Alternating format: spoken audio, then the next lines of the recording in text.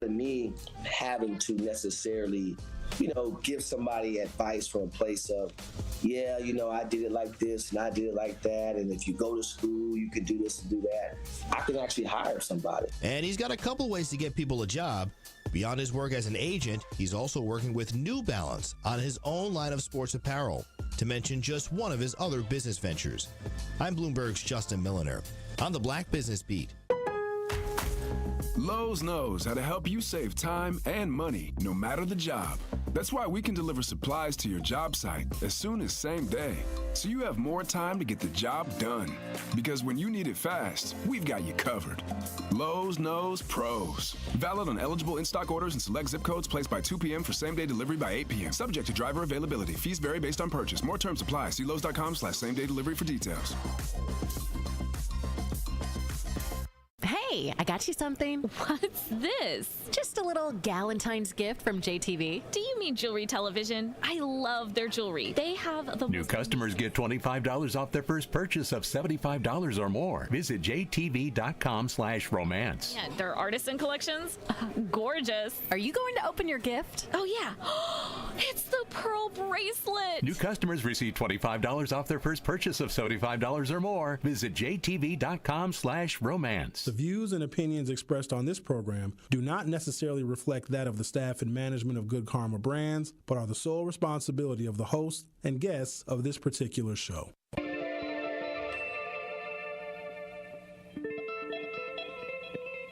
America may have many, many days, but they will be full of trouble. There will be no rest. There will be no tranquility in this country until the nation comes to terms with our problems. Bringing you social and political commentary from his mouth to your ears, breaking down the issues which matter to you. You are not put here to be a white man's footstool.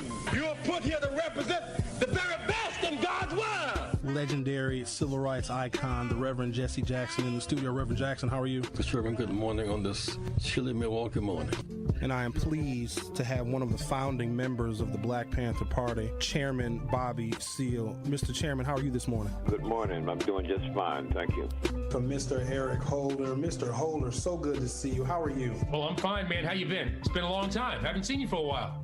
The Dr. Cornell West. Dr. West, how are you, sir? My dear brother, you're so kind, you're so generous, man. But I salute you and the work that you were doing there. Doing a magnificent job there in Wisconsin. Stream live on 1017thetruth.com. Call in with your questions or comments. 833-212-1017. Join us on social media at 1017 The Truth. It may not be what you expect to hear, but I will definitely give you what you need to know. Are you ready for the truth? I want the truth. You can't handle the truth. Now, live from the American Family Insurance Studio at the Avenue in the heart of downtown Milwaukee, here is Sherwin Hughes.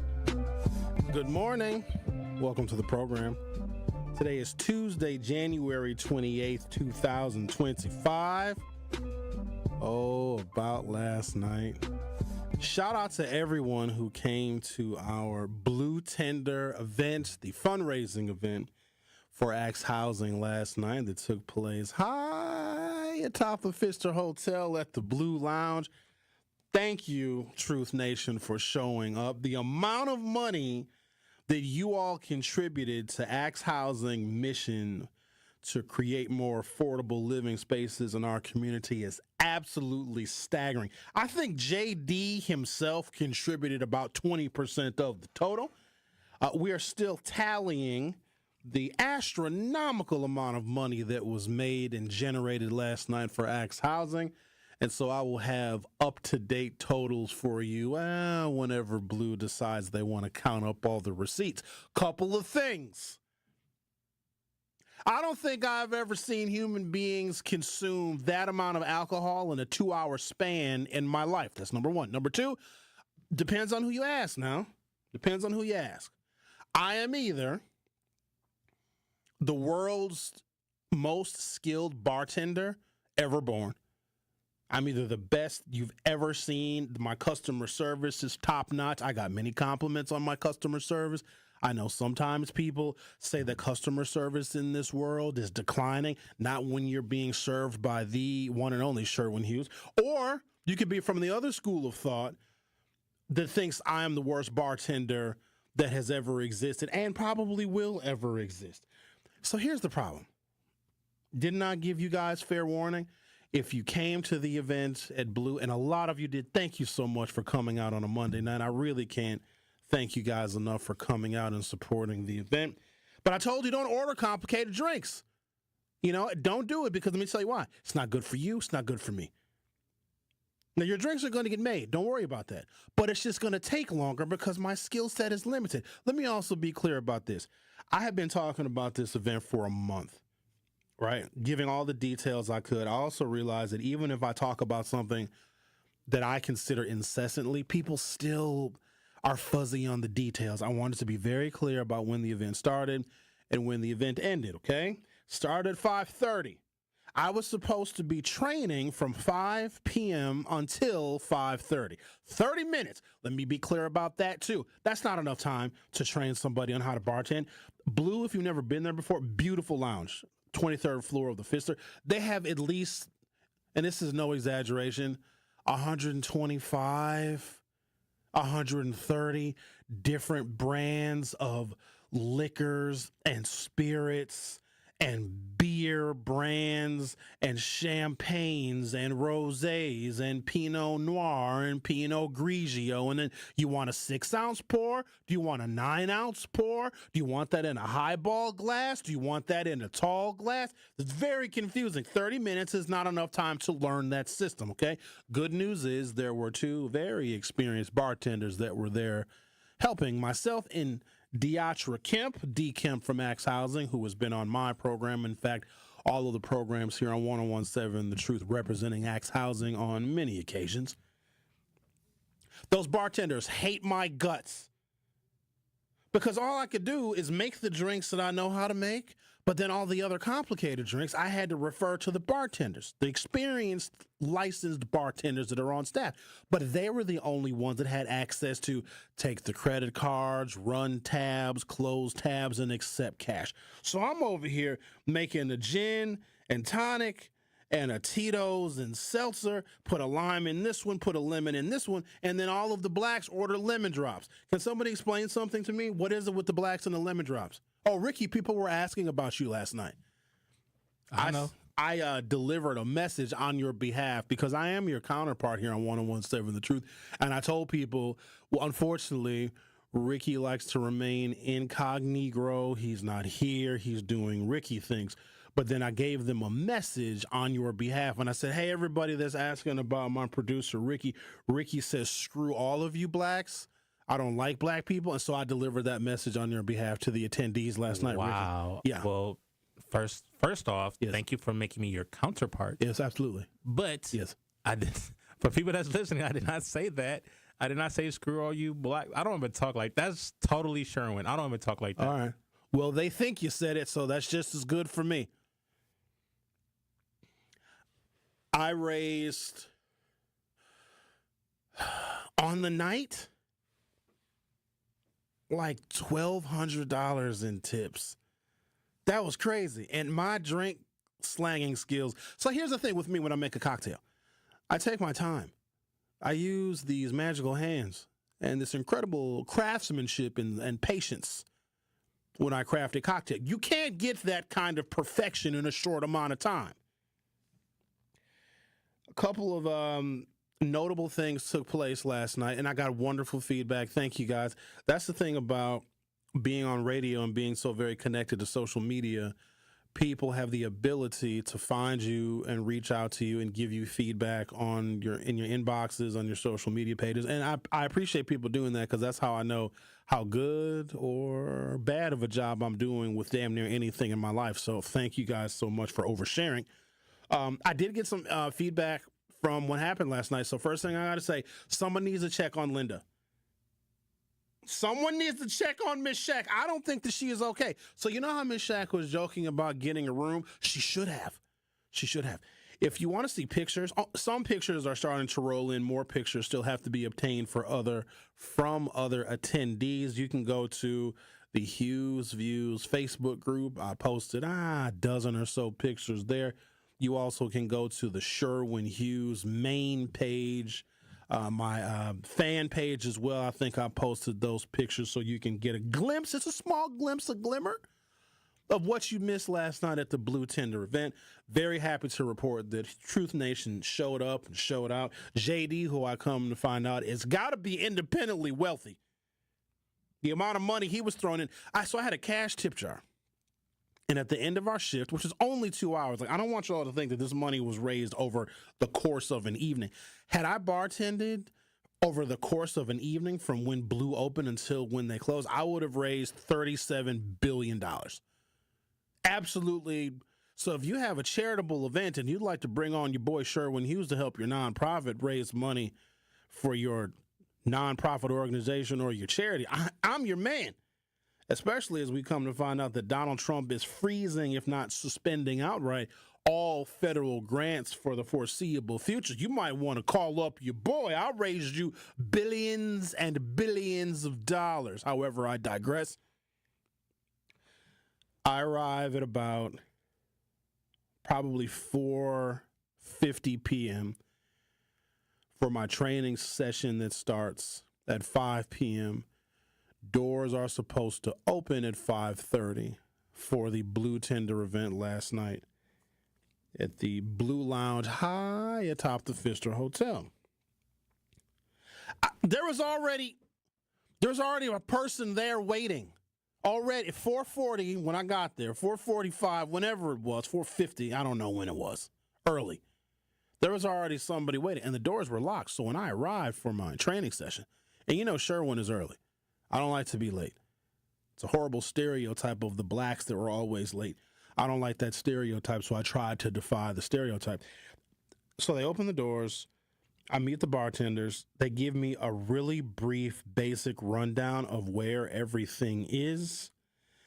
I'm making my first drink at 5:06 p.m. I got 6 minutes of training. It was a feeding frenzy. Everybody wanted their cocktails from Sherwin. They wanted my magical, famous radio hands to touch their glass. They did, and thank you for that. I really appreciate everyone and all of your support, but your boy was stressed out. Someone needs to check on Miss Shack. I don't know if I should share the details of the aftermath of the event. So she wanted a Long Island iced tea. That's the first thing Miss Shack ordered. She got there early, too. She got there probably 5:15, and the event didn't start until 5:30, and Miss Shack was ready. She's wearing her fishnet tights and a black dress that could have either sufficed for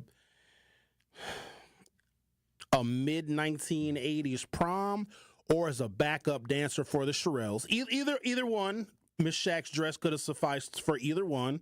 Either way, she was dressed as Miss Shack often does. She orders a Long Island iced tea. I look at her sideways, as you would expect. No, I did not give her a Bud Light. I made her Long Island iced tea with some help of the experienced bartenders. You know what this woman tells me? Do you guys have any appreciation of how much alcohol is in a Long Island iced tea? So I think these glasses, the tall glasses are 10 ounces. There are 6 or 7 ounces of liquor in a Long Island iced tea. And I poured it myself because the bartender just told me where everything was, and I measured and poured everything, right? I pour her this, make her the Long Island iced tea, do the splash of cola at the end, right?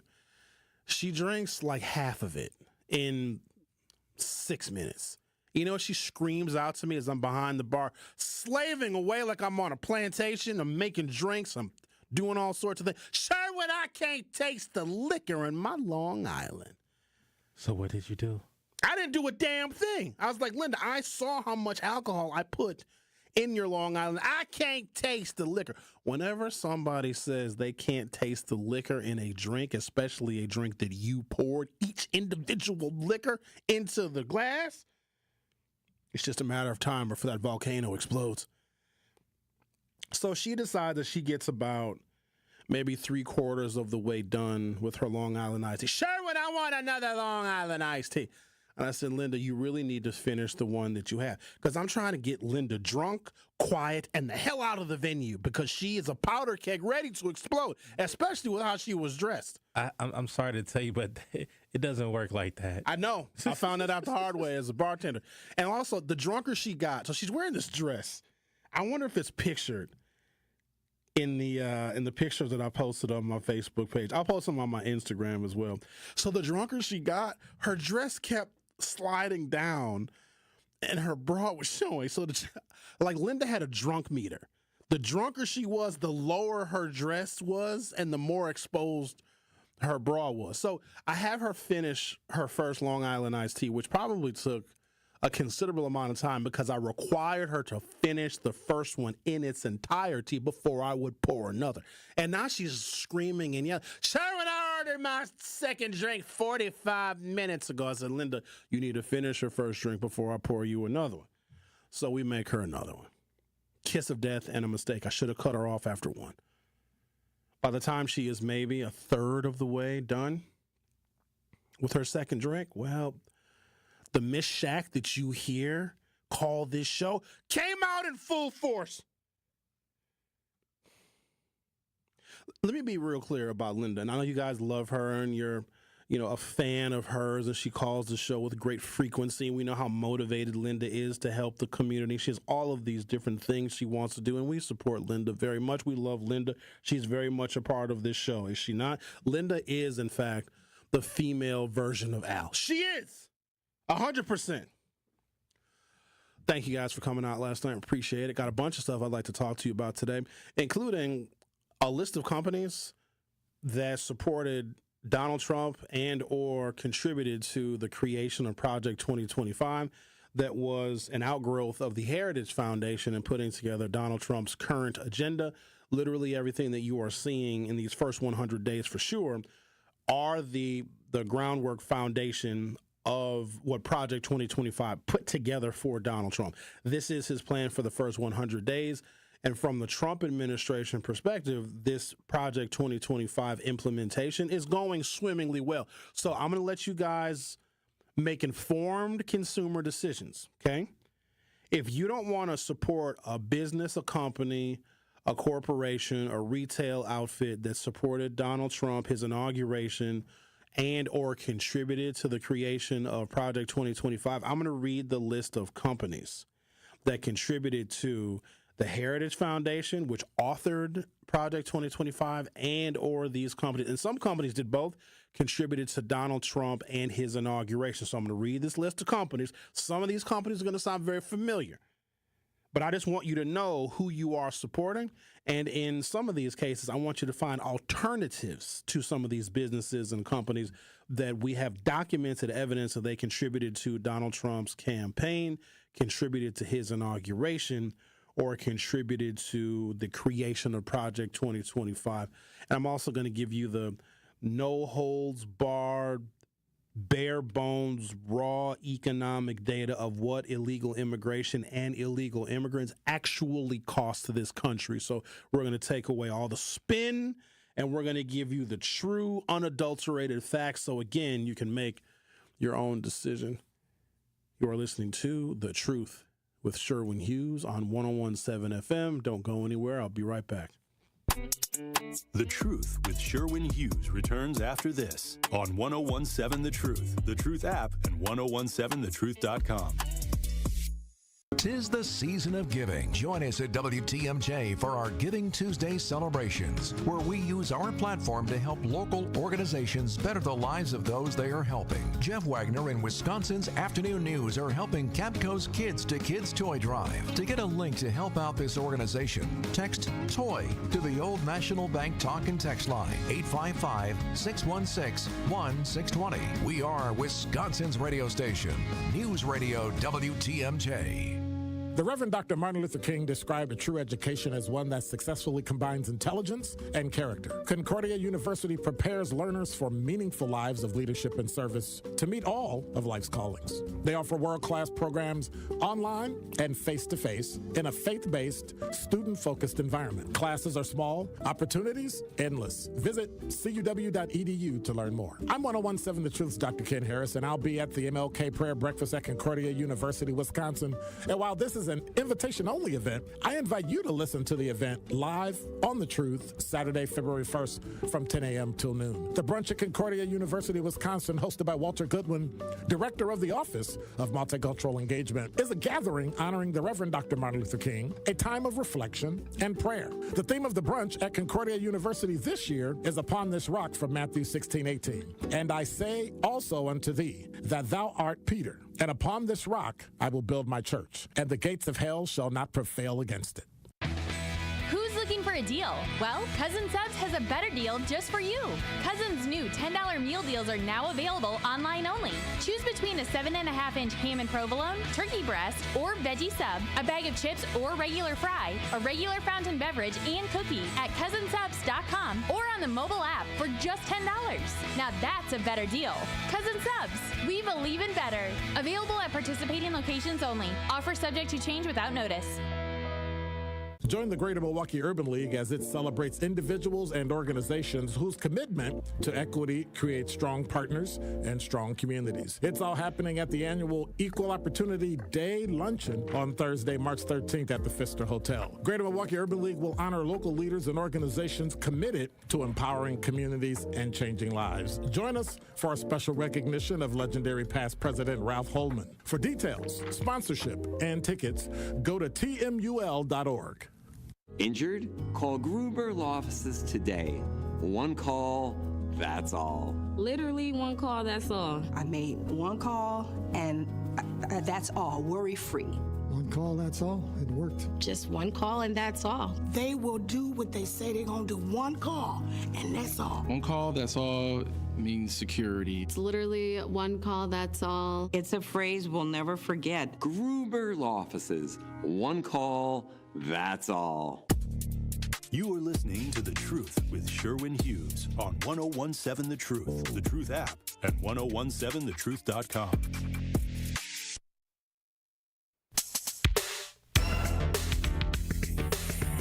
So Linda's over here in the YouTube chat.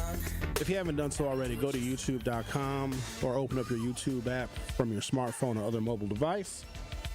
Search 1017 The Truth, hit subscribe, and you'll be able to join the conversation that is taking place alongside my live in-studio video. Linda, you over here acting like you didn't have a mishap last night. I have so many questions, Linda, but I don't want to embarrass you on the air because I would never do that. And yes, Vanessa, I saw your little comment, wasn't no alcohol in the drinks. Listen here, I'm at a sophisticated establishment on my first night bartending. I can't pour the drinks like you used to at your ghetto black nightclubs. I can't pour with a heavy hand. They're watching me. I had to use a little thing that measures the drinks. What do you want me to do? You're doing it for charity. You're not doing it to get all drunk. And Vanessa, you had shots in front of you that you didn't even drink, okay? I had to remind you to drink your little shot of Grey Goose. I'm not getting into this with you, Vanessa. Grey Goose versus Tito's. There's no comparison. Grey Goose is overpriced, and the only reason why it's overpriced is because it comes from France. Linda, I was told that you threw up last night. Not only was I told that you threw up last night, Linda, I was told you threw up on another person. You threw up on a man that you shouldn't even have been with. I need answers. Oh, look, she's on line one. Maybe she can explain herself. I'm not lying to you. If I'm lying, I'm dying. I got an inbox text message from the man that Linda was with.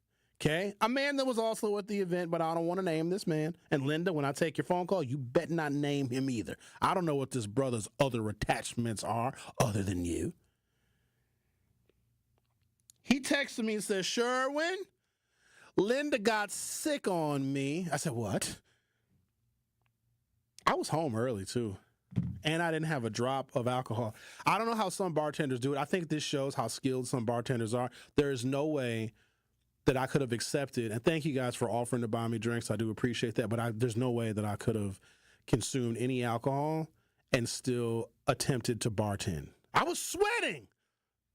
Rick, I had beads of sweat. I was beading. I had to dab the sweats. Yeah, I just looked at the picture. You had a little sweat towel. Well, that's my bartender rag. That's the all-purpose rag. That's where you do everything from you wipe your hands, you wipe your sweat. You got to wipe up spills. At the end of the night, I wouldn't want to be that towel. You know what I should have done? I should have auctioned off that towel, a celebrity bartender towel. Well, let's talk to Linda, shall we? Linda, say it ain't so. Say you didn't get sick on that man. Good morning. Good morning, Professor. Good morning, Good Common Brand. You sound a little rough, Linda. You sound black rough. And white people that showed up last night. Yes, all the good black and white people that showed up last night. Thank you. But Sherwin, you got me rolling. I didn't know he told you that. Yes. Linda, how do you throw up on a man? First of all, what were you doing with him? No, it wasn't like, what I ate. It was all liquid. It was mostly water. And it went down the wrong pipe, but yeah, I had started feeling the, effects of the Long Island iced tea. You could tell because you were saying, like, I was slurring and I was talking a lot. And yes, Sherwin, you were sweating quite a bit. And I kind of wanted to lick that. I kind of felt for you. I kind of wanted to lick that sweat off for you. But then that's the liquor that was talking. What? Just like Sherwin, I wore those fishnet stockings for you, and to specifically say those were diamond-studded fishnet stockings, Sherwin. I wanted to do a lap dance too because you were so tired. You went and you got off and you set your butt down, and I said, okay, so you were sitting too high for me to do the lap dance, so that's why I put my leg up there. Linda, you were interrupting me. When I got off, you saw who I was sitting with. I was sitting with a little yellow bone. You came over there cock blocking me with the yellow bone.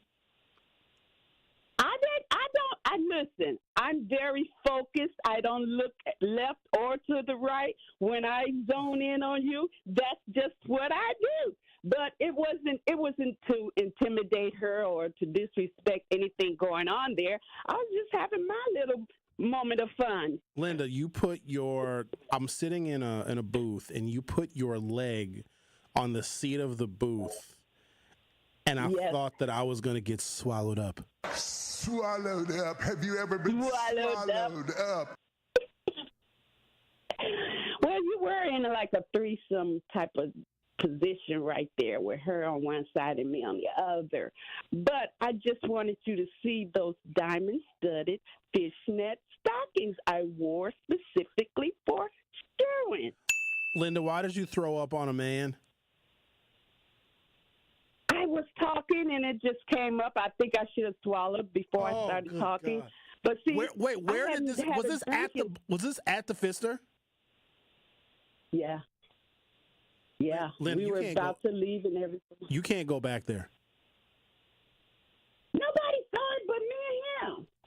Why were you and him together? I need to know. Where were y'all going? What were you doing? He was very friendly, and we were having conversation. We were having conversation. He has a business where he catered to the whole woman, and I was adding, some type of points to that, and I told him he need to really explore and develop that because you don't find where too many businesses, cater to the whole woman, especially a black-owned man, business. And he was talking about how he, massage, he does all kind of facials, he does whole thing. And I said, Linda, you fell for it. He gave me this card, his business card. Of course he did, and he probably thought he was going to be able to test out some of his services, namely his facial on you, but you threw up on him and you ruined that man's night. I don't think shame, but Miss Shaq. But no, I had no ulterior motives other than to have fun, come there, contribute to the fundraiser. I really didn't even expect to get inebriated like that because I normally don't drink. When we were at the election at Mr. B's, I had 2 drinks in front of me, didn't finish it. But it's something about the Long Island iced tea I remember from back in the day, 30 years ago, whatever. But, yeah, it's a fun drink, and I know my limit is 1. Do you remember yelling at me that you couldn't taste the alcohol in your Long Island iced tea? And I said, Linda, you're going to be in a lot of trouble. Known. You should have known that I was feeling it by then, Sherwin. You're the bartender. You're supposed to know when people are getting inebriated. So I did know, but for some reason you didn't know, and you kept yelling at me that you couldn't taste the alcohol. And that's why I kept telling you, Linda, before you order a second one, which you did, please finish your first one, because I saw how much alcohol I put in that damn drink. Well, how are you feeling this morning? Are you okay? And I hurried up and finished it. So I could get the second one. I was on a roll, and no one was there to protect me, to stop me. You can't be stopped, especially with your diamond-studded fishnets on. No one was going to stop you. No one was going to get in your way. Turn my fundraising event into a damn freak show. What? The dress was made like that, where I don't know, maybe I wasn't really fully, endowed in the breast area. Maybe that's why my bra was still showing, but I thought that the bra did pretty good. It did a lot of coverage, but yet it added the sexuality and sensuality to the outfit. I hope no one at the Fister is listening to this broadcast. I just threw that together for real. Okay. Well, thank you for coming, Linda. Okay. All right, then. I enjoyed it. Okay. All right, then. So, note to self. Linda may not be able to attend future events. Do y'all understand how much of a hot mess that woman was?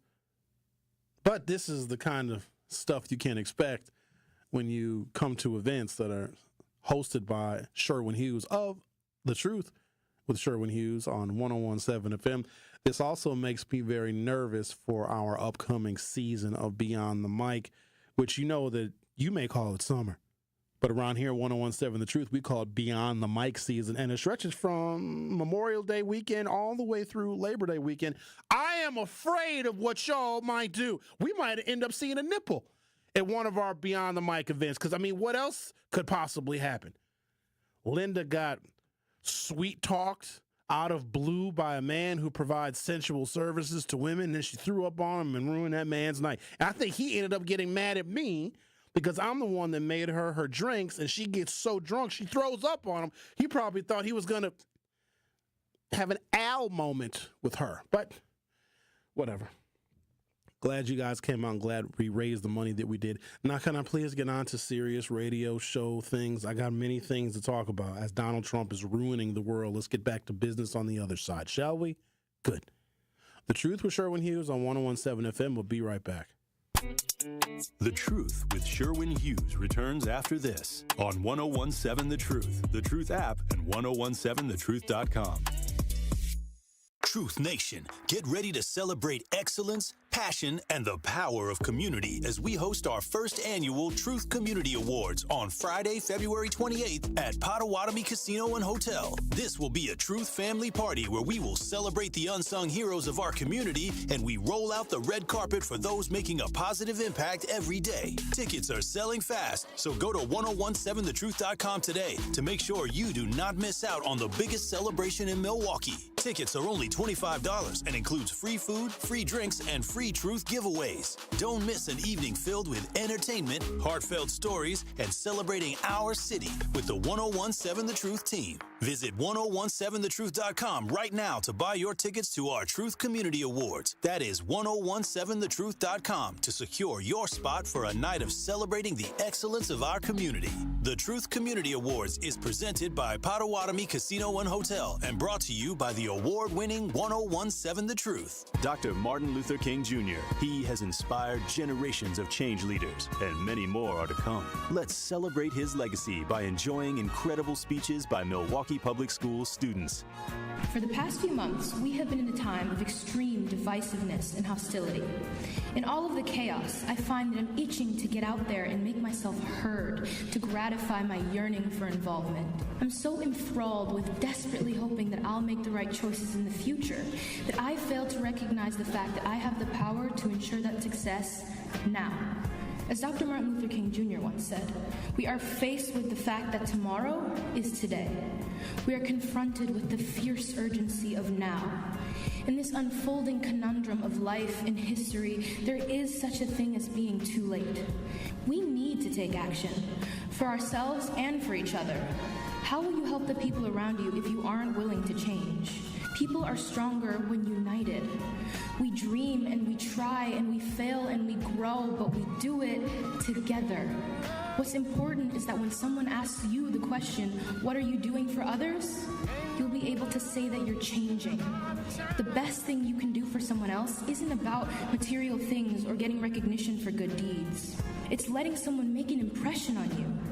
Letting someone challenge the way you see things. Letting someone change you, change your perspective. So consider the minor happenings a little more. Just flashing a smile at a stranger.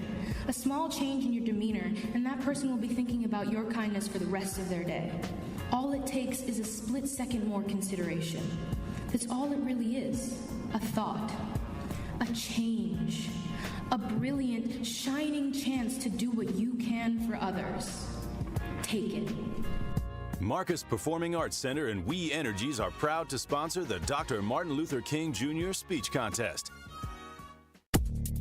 You are listening to The Truth with Sherwin Hughes on 1017 The Truth app, and 1017thetruth.com.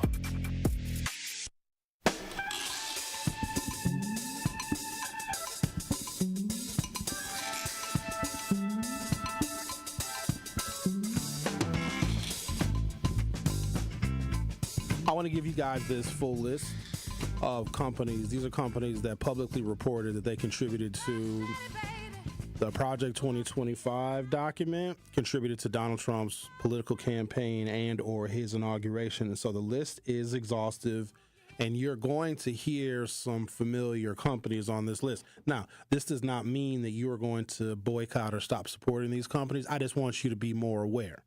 So I'm going to read the list. I don't even know if I'll be able to get through the list in one segment. I'm going to do my level best to get through the list. It's frightening, the number of companies. Some are expected as I'm looking over this list. I would expect some of these companies, but others I absolutely would not. So I'm going to get to that in a second. But I also want to let you guys know I want to have a discussion amongst ourselves about DEI, and we're seeing that it's being targeted literally everywhere. There's even legislation in the Wisconsin state legislature to target DEI where it may exist in the state of Wisconsin's government, in the UW system. We know that Pete Hegseth, the newly minted Secretary of the Department of Defense, the man that is in control of better than 3 million people and has purview over the U.S. military and runs the Pentagon, he wants to get all of that, his words, woke, sugar honey iced tea out of the military and out of the Pentagon, and Donald Trump is continuing to sign executive orders to make sure that anything that can be even marginally interpreted as DEI removed from any semblance of the federal government and people who receive federal contracts.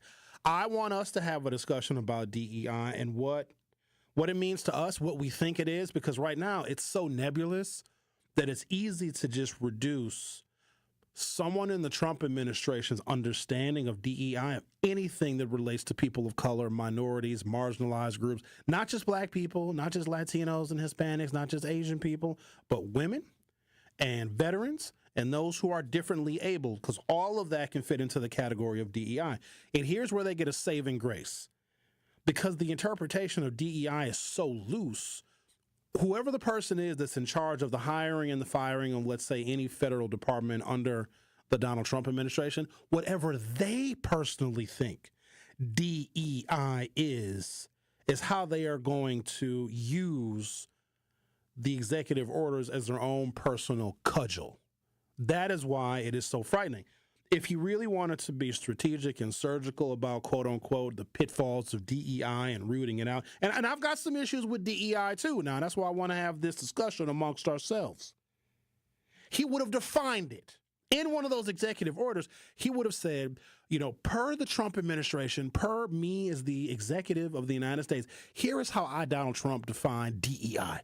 It is someone who, through arbitrary means, obtained a position in which they were wholly unqualified by any other measure or metric. They didn't have a resume. They were just hired to fill a quota, but he didn't define it. So he's leaving the definition up to a scattering of individuals who we know, some of which are just anti-black and anti-brown and anti-woman and anti-trans and anti-gay and all of the other antis you can think of. That's where it becomes problematic. We here are going to have a critical discussion on what DEI is, and I'm going to give you my perspective on it. Some of you may agree, some of you may disagree, but we have to have that discussion amongst ourselves so we know what potentially could be coming at us when it comes to all of these overturnings of the D's, the E's, and the I's. The following companies have donated to Trump and or Project 2025. Try to avoid giving them your money. Please share this with your friends and family. You ready? Here we go. 1-800-Flowers.com, Ace Hardware, Act Fluoride, Alamo Rental Cars, Allegiant Air, Arby's, Arizona Diamondbacks baseball team, Armor All, Ashley's Furniture, AutoZone, Bacardi. I poured Bacardi last night. Bally Underwear, Baskin and Robbins, Bausch and Lomb, Big Heart Pet Brands, Bike Athletics, Bluebell, Boost Mobile, Brooks Shoes, the Buffalo Bills, Buffalo Wild Wings, Buick Cadillac, Carl's Jr., Champ Clothing, Chevrolet, Chiquita Brands. I got some damn Chiquita bananas in the kitchen right now as we speak. Cincinnati Financial, Cinnabon. Cinnabon contributed to Trump, Rick. If I see you eating a Cinnabon, if I happen to go to Mayfair and you're there trying to be incognito, because I know when you go out in public, you usually wear a cape and a hoodie, I will knock a Cinnabon out of your hand, Rick. That is very true. I do wear a cape and a hoodie, but I don't eat Cinnabon. Right. It's too sweet and too much sugar. Con Air, Coors Beer, Cuisinart, Dairy Queen, Dean Foods, Dirt Devil, Discount Tire, Dole Foods, Dudley Sports, Enterprise Rent-A-Car. These are businesses and companies and corporations that contributed to either Project 2025, Donald Trump, his campaign, or Donald Trump's inauguration. ExxonMobil, Faberware, Florist.com, Folgers Coffee, FruitBouquets.com, Fruit of the Loom, Fry's Electronics, Garmin Sports Products, Geico Insurance, George Foreman Grills, GMC, GNC. Vanessa, I got your ass. I got your ass. Grey Goose. It's on the list. Grey Goose vodka. I bet you Tito's ain't on this list. If you drink Grey Goose, you're a fascist.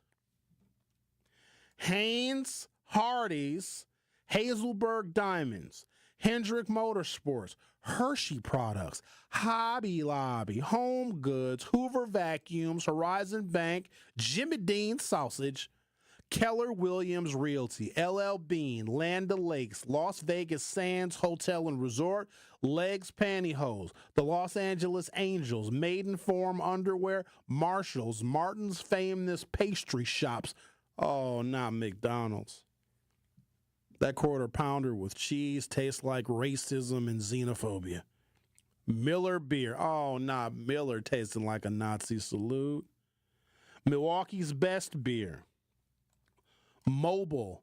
Molson Beer. Motorola. My Pillow. Napa Auto Parts. New Orleans Saints. Norwegian Cruise Lines. The New York Yankees. Old Dutch Foods, including Old Dutch potato chips, Omni Hotels, Auric Vacuums, Papa John's, Playtex? Not the feminine hygiene products. Procter & Gamble, if you guys take a look at how many businesses and companies and other food products and distribution brands that Procter & Gamble is a parent company of, that's damn near everything in your pantry.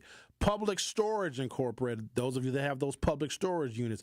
Publix. I think they're a grocery store company. Publix. Publix. Purdue Farms. What is this one? Rallyvac, Schlotsky's Deli, Shell Oil, Sierra Trading Post, Slumberland, Smucker's Products, Soma Intimates, Sunoco, Spalding. They make the basketballs. Stanley Black & Decker Hardware, Star Furniture, Stiletto Tools, the Tampa Bay Buccaneers, the Popcorn Factory. Oh, no! No, Rick! Tito's Vodka! Oh! Oh, no. Oh, no! Not my beloved Tito's! Oh, Belvedere, here I come. I'm sorry I ever left Belvedere in the first place. Do you know how much Tito's I have consumed? Oh, wow. Tito's don't hold sugar, right? Say it again, Rick. Tito's don't hold sugar, does it? I mean, it doesn't hold sugar. Like, you don't have sugar in it, right? Oh, I don't know. I don't want to read the rest of this list. I did not preview this list before I added it to my list of topics today. I'm stuck on this Tito's. Well, Vanessa, looks like we're vodka homeless. Toastmaster, Tractor Supply, Turtle Wax, Urban Outfitters, Vanity Fair Paper Products, Walmart, Wendy's, Wonder Bread, Wild Cable, the Wynn Resorts of Las Vegas, and Young Brands. This Tito's thing is bothering me. All right, I got to regroup. I need to rethink my life. The only liquor brands that I see on here are Grey Goose and Tito's. Man, I feel targeted. Okay, well, let's take a break and let's think about how we're going to make different consumer choices. You are listening to The Truth with Sherwin Hughes on 101.7 FM. I'll be right back.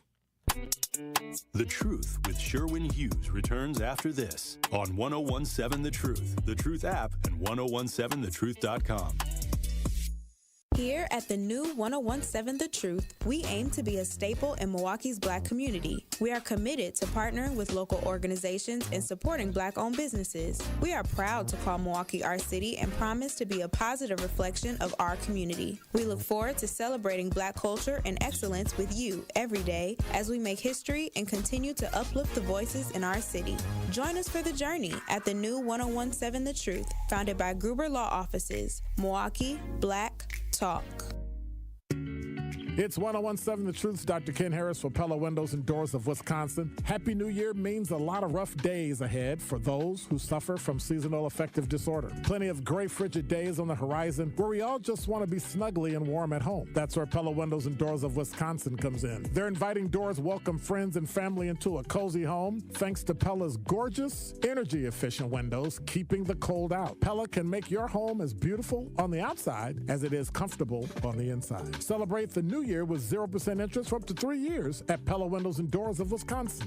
Visit Pella Windows and Doors of Wisconsin showroom today so you can learn the Pella difference and get inspired on making your home more energy efficient and beautiful with Pella Windows and Doors of Wisconsin. Hurry, you only have until January 31st to score Pella's New Year's special. 0% interest for up to 3 years. Certain restrictions apply. Visit PellaWI.com. Associated Bank knows your small business isn't just a venture. It's your dream and a vital part of the community. And we're not just a bank. We're your neighbors. We're looking out for you. That's why Associated Bank offers quick online applications and approvals with funding in as fast as 1 business day, checking with no minimum balances or maintenance fees, and prompt customer service. Explore our products at associatedbank.com/business or visit a branch for more details. Subject to credit approval. Member FDIC, Equal Housing Lender. Join the Bucks and tip off Black History Month with the team's Black Excellence Game, presented by Hennessy on Sunday, February 2nd. Celebrate the next generation of Black leaders through storytelling, performances, and more. Enjoy incredible on-court action when the team faces off against Memphis while we shine a spotlight on Black excellence in our community. Visit bucks.com/impact for details and to secure your tickets. That's bucks.com/impact.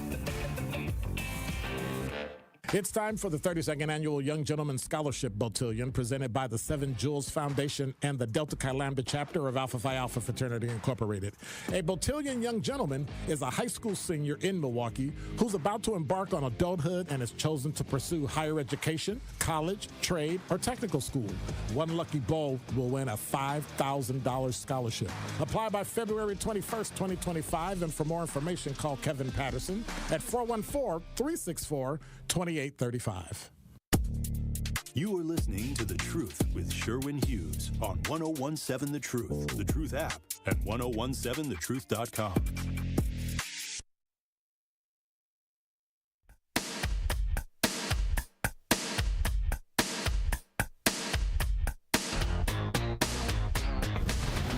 Our phone number is 833-212-1017, 833-212-1017. I'm going to read some text messages in just a moment. I'm still reeling on this list of businesses, companies, and corporations that in one form or another contributed to Donald Trump, his inauguration, his campaign, or to the nonprofit Heritage Foundation that was responsible for the 890-page document that we know as Project 2025.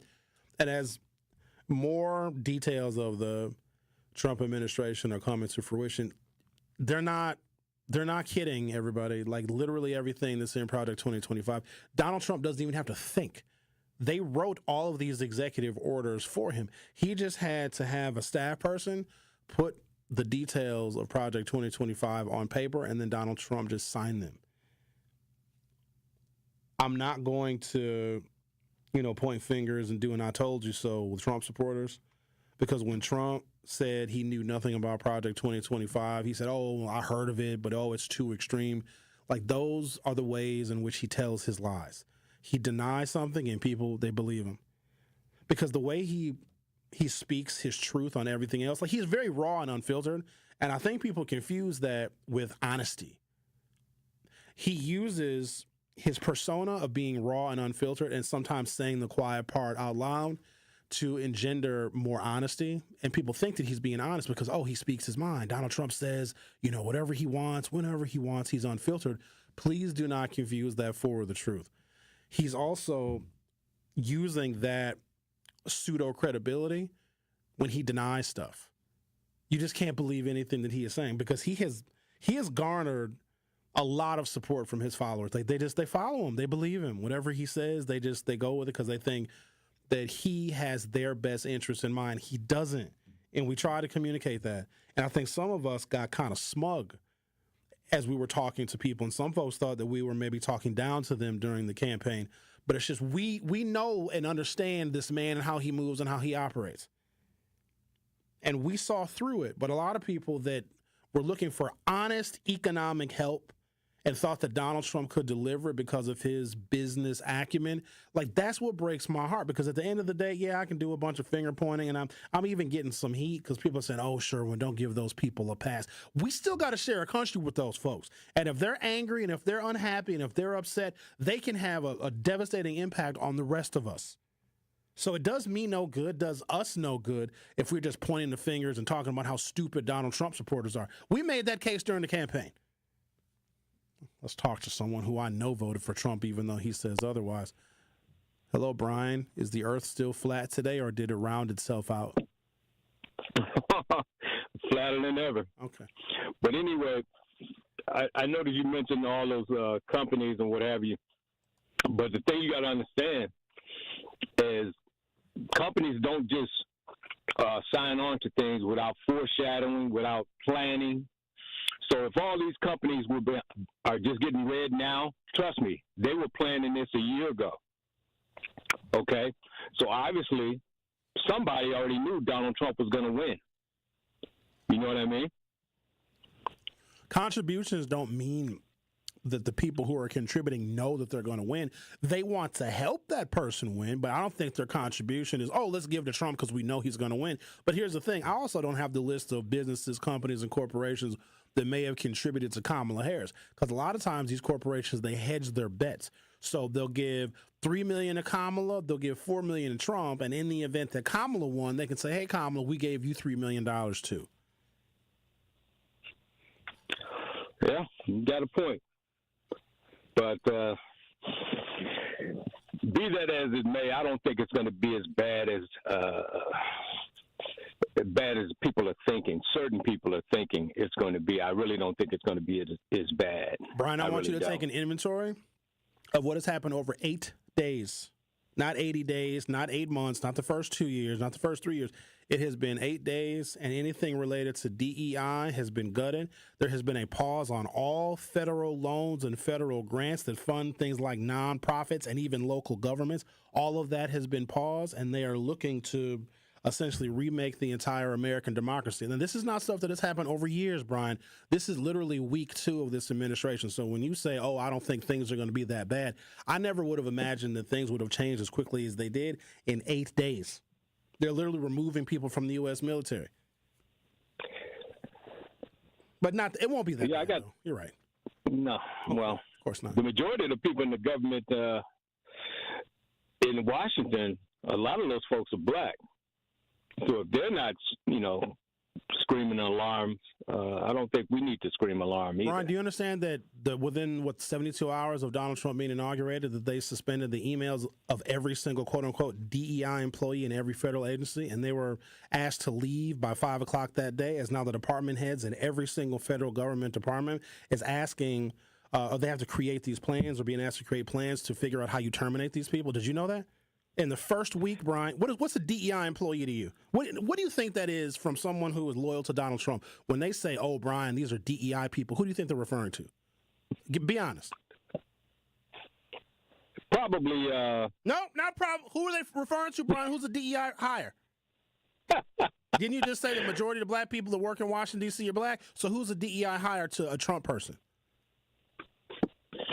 Say it. You got me stumped on that one. No, you got me stumped on that one. No, just say it. Say it for the record. This podcast is going to I'm not going to say it because I don't want it out there in the universe to keep doing it more and more and more. I don't want to put that out there. It's already in the universe. It's already been decided by the last election on November 5th of last year.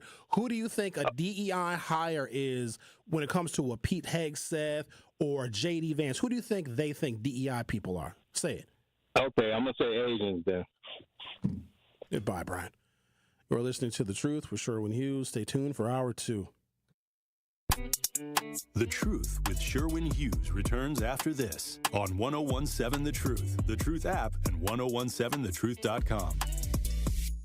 Start jamming in the morning and get your daily drop of juice. Juice gets you hydrated and started for your day. And that's what we plan to do from 7 a.m. to 9 a.m. Every single morning, we're going to be keeping you in the mix, talking about everything you care about all before 9 a.m. So wipe that crust out your eyes and get ready for jamming with juice. Turning your mornings into your favorite part of the day. Get that stank breath out of here. Brush your teeth. It's it, bro. Like, what? Catch Jammin' with Juice from 7 a.m. to 9 a.m. Good morning, Milwaukee.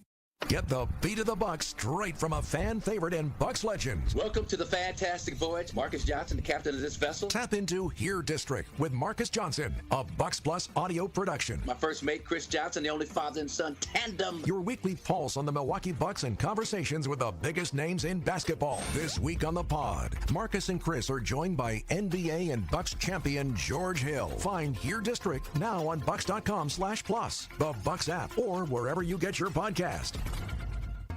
Truth Nation, let us talk our ish for a moment. There is no other station in the country where you get a front row seat to hear from some of the biggest names in politics, pop culture, and sports. People like Grammy Award winner John Legend.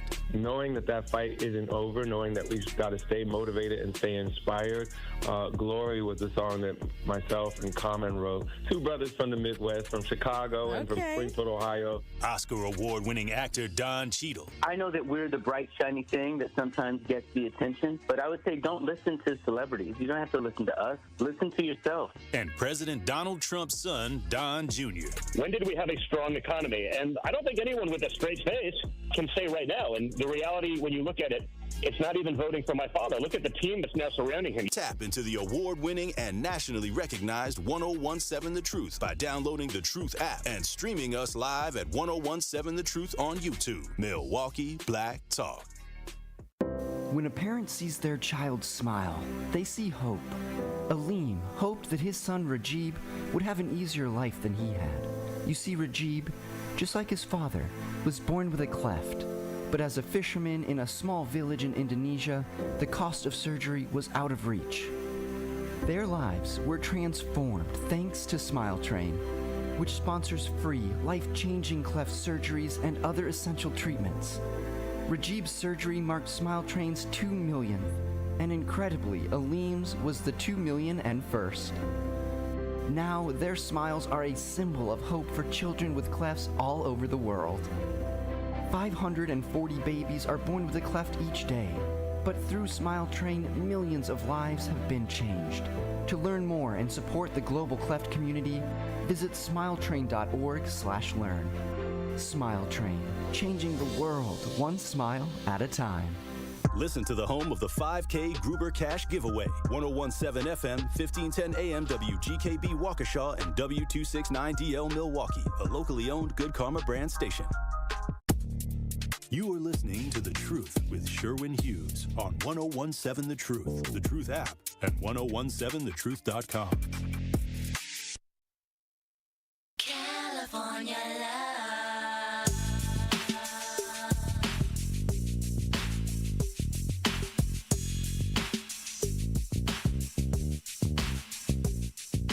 Welcome to Hour 2 of The Truth with Sherwin Hughes. I'd like to have a discussion amongst ourselves because we might have individual interpretations and understandings of what DEI is. I know that it's been between immigration and terminating and eliminating whatever DEI is has been a cornerstone of this administration, and it's only been 8 days, and they've made a tremendous amount of progress. Can you imagine if they would have put this kind of time, effort, and energy into reducing the prices for consumers? Could you imagine that? I have another story here that says the cost of your insurance to insure your vehicles and your homes in some states it has risen by 50%. That also contributes to inflation because insurance is one of those things that Americans have to have in some cases by law.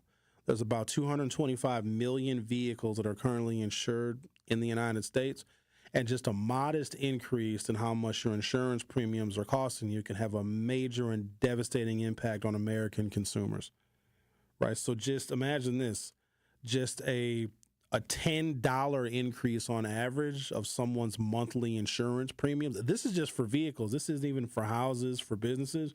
Is $2 billion of revenue that American consumers lose every single month. That's just if your car insurance goes up by $10 a month. But if this administration was really focused on people, and let me just be logical here and not be partisan, because I think it's time out for partisanship. We have to look at what this administration is actually going to be doing, either positively or negatively, for the American people. And I'm just being bare bones about it. If they would put this kind of energy and effort into easing the price gouging that consumers are facing, then I would have a lot of really good things to say about the administration. Yes, I would still probably have some complaints about other things that are taking place, but at least one of the main issues that drove a lot of people to vote for Trump, other than some of the like stereotypical and ignorant reasons, people are like, hey, we don't think that Kamala Harris can help, drive down the prices of things, because they looked at the Biden administration, they looked at how much things cost in the beginning, they looked at there wasn't very much price easing toward the end of the Biden administration. And for some people, that was enough. There are other voters who get real sophisticated and they read all sorts of data and they're very partisan and they were going to vote for Kamala Harris or a third party, no matter what. But some folks are like, hey, it costs too much to live. Trump maybe can help with that. And so imagine, though, if he would have really prioritized the needs of the people that voted for him. And I'll bet you there's probably 30% of folks in this country that voted for Trump because they thought that he could do something about prices. But he is not putting his effort and his energy into reducing prices. In fact, eggs have gotten more expensive. But I explained that last week because of the outbreak of bird flu, which I also said last week, has now mutated and evolved to cows, and then it went from cows and the virus mutated again to infecting pigs, And then once it moves into a second subset of mammals, it's just a matter of time before that virus, the avian bird flu, I think it's H5N5 or H5N1, I think is the scientific designation for bird flu. So once it makes those two mammalian evolutions, it's just a matter of time before it impacts humans, and it did. On January 6th, we had our first human death from the avian bird flu. Yes, it does have the potential to have pandemic impacts if we don't get out ahead of it. But what did Trump do? He essentially suspended all communications from everybody at the Department of Health and Human Services as they are awaiting the appointment of Robert Kennedy Jr., who, which we know, is a devout anti-vaxxer. So here we go all over again, y'all. And if the focus really was lowering prices, then they would want to make sure that they get out ahead of any infectious diseases or viruses that could lend itself to another pandemic, because we know what the pandemic did to supply chains and made everything more expensive, and that's when inflation went through the roof.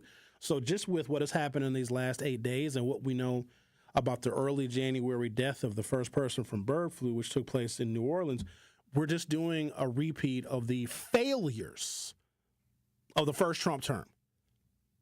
I would feel a little bit better if we could repeat some of the successes of the first Trump term. I don't know what they are, but I wish that we could start in the first 8 days of this administration duplicating or doing a 2.0 of the successes of the Trump administration. But here we go again. Those who don't learn history are damned to repeat it. So when I hear diversity, equity, and inclusion, I think marginalized people who are easily overlooked for a number of reasons. Women. There are some companies that don't want the distraction of hiring women because, women, especially if they're in a certain age range, well, they can become pregnant. And when a woman is pregnant, you got to give her maternity leave. So you'll hire her. She gets pregnant 2 months later. Now she's gone for 3 or 4 months, for 12 weeks on maternity leave. So now you got to hire somebody else. So I could see a company saying, we just don't want to hire any women between the ages of, 18 and 35. So women could be a marginalized group. Someone who is a first-generation American. Because they could have so many ties to their parents' country and culture, they may not be a fit for this particular business, so we may not want to hire them either. Someone who is aptly qualified, has all of the education, has a beautiful resume, but English is their second language. This person might speak 5 other languages, but their English is, it's kind of shaky. I could see some companies not hiring this person if English is not their first language because they may fear that they may not be able to communicate to their current and future customers because of their shaky English. Not thinking that this individual that speaks 5 or 6 other languages could better communicate to people who speak 5 or 6 other languages, you may not get hired because your English is kind of shaky.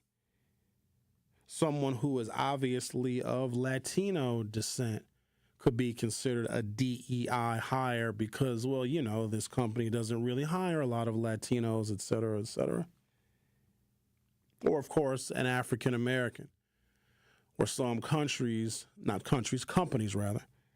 may shy away from hiring an African American because of the stereotypes that may persist about us on the job, our tardiness, our incessant need to cut corners. Maybe the culture of an African American may infect and infiltrate the workplace. And then what's going to happen once you hire a black person? Then everybody on floor 3 in accounting is going to start listening to rap music. Can't have that. So they may shy away from hiring an African American, or because they just don't like black people. They may read the news. They may see a whole bunch of crime taking place in the city of Milwaukee or the south side of Chicago, and they name those 100 blocks, or they might name the neighborhoods. And this company, HR manager, might say, I just don't want someone who works or who lives in one of those neighborhoods working here, because they may bring that criminal, thug-minded culture to our beautiful, perfect, and pristine workplace. These are examples that I would give as DEI hires. Another example is someone who has the skills, they have the resume, they have all the experience you could ever ask for. Dare I say this individual is overqualified because this individual feels that they need to be overqualified to be considered for any kind of a job. But this person happens to be in a wheelchair. Maybe they're a quadriplegic. Maybe they're paralyzed from the waist down. And in this country, we do not discriminate against any of those individuals. Someone who needs a wheelchair for their mobility, or someone who needs an electric scooter for their mobility. And here's another one, which I think I need to take more time to have a thorough discussion on, because there are some companies that don't want to deal with the headache and the hassle of having to make these special accommodations for someone who needs a mobility scooter or someone who needs a wheelchair to get from point A to point B. By law, you have to accommodate those people. And because of the service that they provided to the American people, we give veterans preference. That's considered a DEI hire as well. But the reason why we have the American for Disabilities Act, because I don't know what the percentages is, but there's a number of people that no longer have the use of some of their limbs and their extremities, but they were born with the perfect use of their limbs and their extremities, and something happened. A damn car accident. Somebody not paying attention, running through a light, slick conditions, hits another motorist. The motorist doesn't die, but they've lost the use of their legs. Now you are ADA. And can you imagine a company saying, nah, I don't want to hire you. Your wheelchair is a little bit too wide to get into our bathroom stalls. So instead of by law accommodating you and those like you, we're just not going to hire you at all. You got to think about this stuff, because there's a bunch of people that are disabled right now that were not disabled last week. Could you imagine having the use of your arms and your legs up until you're 62 years old, and all of a sudden you got to learn how to live in a wheelchair? My God. But all of those ADA requirements that can be a burden for some companies are federal requirements. You have to accommodate those people, because any one of us, y'all are not that lucky. A lot of you have skated by so far in life, but I think my lucky stars, I can kick somebody in the face because I got use of my legs, and I'll kick you in the face. If I had to, I'd kick Linda in the face if she tried to attack me sexually. And I got to defend myself. Who's going to defend me? I need to be able to defend myself, Rick. She was ferocious last night. She was like a man-eater. And I think she was on her way to eat a man, but then she threw up on him instead. So I'm going to take a break. When I come back, I need to read some of your comments. I've just been going on this tangent, this soliloquy about my understanding and interpretation of DEI. It's very complicated. But someone who is simple-minded, and racist and bigoted could think that DEI, these are just minorities. These are minorities that were hired because, George Floyd made a lot of white people feel guilty. And there may have been some businesses and companies that, in my opinion now, rushed to judgment, and they looked around, their staff. They looked at their board of directors, and they said, oh, wow, we don't have any black people here. Because for a brief moment, the struggles and the plight of black people and how we have dealt with the police very differently, because we are assumed to be criminals. And that sometimes comes back in a negative way to hurt black people, because we're just assumed to be criminals, and sometimes we're not criminals, but then the police treat us that way anyway. Or the police they think we're going to commit a crime, or we're accused of a crime, and all of a sudden that patina fits. If you accuse me of shoplifting, maybe I look like a shoplifter because I'm black, and you had a whole bunch of businesses and companies and people that said, oh my God, we need to do something for the black people. Let's hire a bunch of them. You'll have a CEO say, hey, HR, hire the next 7 black applicants regardless of what their resumes are. And then this CEO can say, look at what we're doing to give employment opportunities to black people. I want you all to know, from my mouth to God's ears, I think that is wrong. Do not ever hire a black person that is wholly unqualified. This goes for anybody. Don't hire a black person that's unqualified just because they are black, because they ultimately are going to fail at that job. And maybe some of them catch on, and maybe some of them become really good employees. But if you're starting off looking at someone's race, don't hire me because I'm black. Hire me because I'm the absolute best candidate. Yes, I just happen to be black and bring a whole nother cultural skill set and a whole bunch of different coping mechanisms to your business, your company, or your board of directors. But I don't want your job. You understand? Do not do something for me because I am black. Make me compete. I want to beat the white folks. Makes me horny. I'm competitive, Rick. I love D. Kemp. She's my counterpart over at Axe Housing, but I kicked her ass in fundraising, and I hugged her, and I love D so very much. She and I have worked for many, many years trying to increase the number of homeowners that we have in our community. But when it comes to competition, I kick that ass now. I'm just saying, I kick all the asses. I kick so much ass, my leg is tired. You know, my right leg is my ass-kicking leg, Rick. So if you look at my right leg, my muscles are bigger because that's where I'll be. I kick that ass. I kick it. And my leg gets a workout from all the ass-kicking. I want to be competitive. I want to know that I beat out all these other candidates. Don't hire me because I'm black. And if you did hire me because I'm black, well, you got lucky. I'm just saying because I'm a very good, qualified black. But do not hire somebody because they're black and then say, oh, we're doing it for DEI. So we, at some point, got to have a discussion about what I think white people deem as a talented black person, and also what black people deem as a talented white person. I think this will be a very interesting discussion, so we'll talk about that next. We're listening to The Truth with Sherwin Hughes on 101.7 FM. If you haven't done so already, join us on the YouTube. Go to youtube.com or open up your YouTube app from your smartphone or other mobile device. Search The Truth with Sherwin Hughes, or search 101.7 The Truth. Hit subscribe, and you will be welcome to the promised land of our YouTube channel. Don't go anywhere. I'll be right back. The Truth with Sherwin Hughes returns after this on 101.7 The Truth app, and 1017thetruth.com. It's 101.7 The Truth's Dr. Ken Harris for Pella Windows and Doors of Wisconsin. Happy New Year means a lot of rough days ahead for those who suffer from seasonal affective disorder. Plenty of gray, frigid days on the horizon where we all just want to be snugly and warm at home. That's where Pella Windows and Doors of Wisconsin comes in. Their inviting doors welcome friends and family into a cozy home thanks to Pella's gorgeous, energy-efficient windows, keeping the cold out. Pella can make your home as beautiful on the outside as it is comfortable on the inside. Celebrate the new year with 0% interest for up to 3 years at Pella Windows and Doors of Wisconsin. Visit Pella Windows and Doors of Wisconsin showroom today so you can learn the Pella difference and get inspired on making your home more energy efficient and beautiful with Pella Windows and Doors of Wisconsin. Hurry, you only have until January 31st to score Pella's New Year's special. 0% interest for up to 3 years. Certain restrictions apply. Visit PellaWI.com. Associated Bank knows your small business isn't just a venture. It's your dream and a vital part of the community. And we're not just a bank. We're your neighbors. We're looking out for you. That's why Associated Bank offers quick online applications and approvals with funding in as fast as 1 business day, checking with no minimum balances or maintenance fees, and prompt customer service. Explore our products at associatedbank.com/business or visit a branch for more details. Subject to credit approval. Member FDIC, Equal Housing Lender. You are listening to The Truth with Sherwin Hughes on 101.7 The Truth app, and 1017thetruth.com.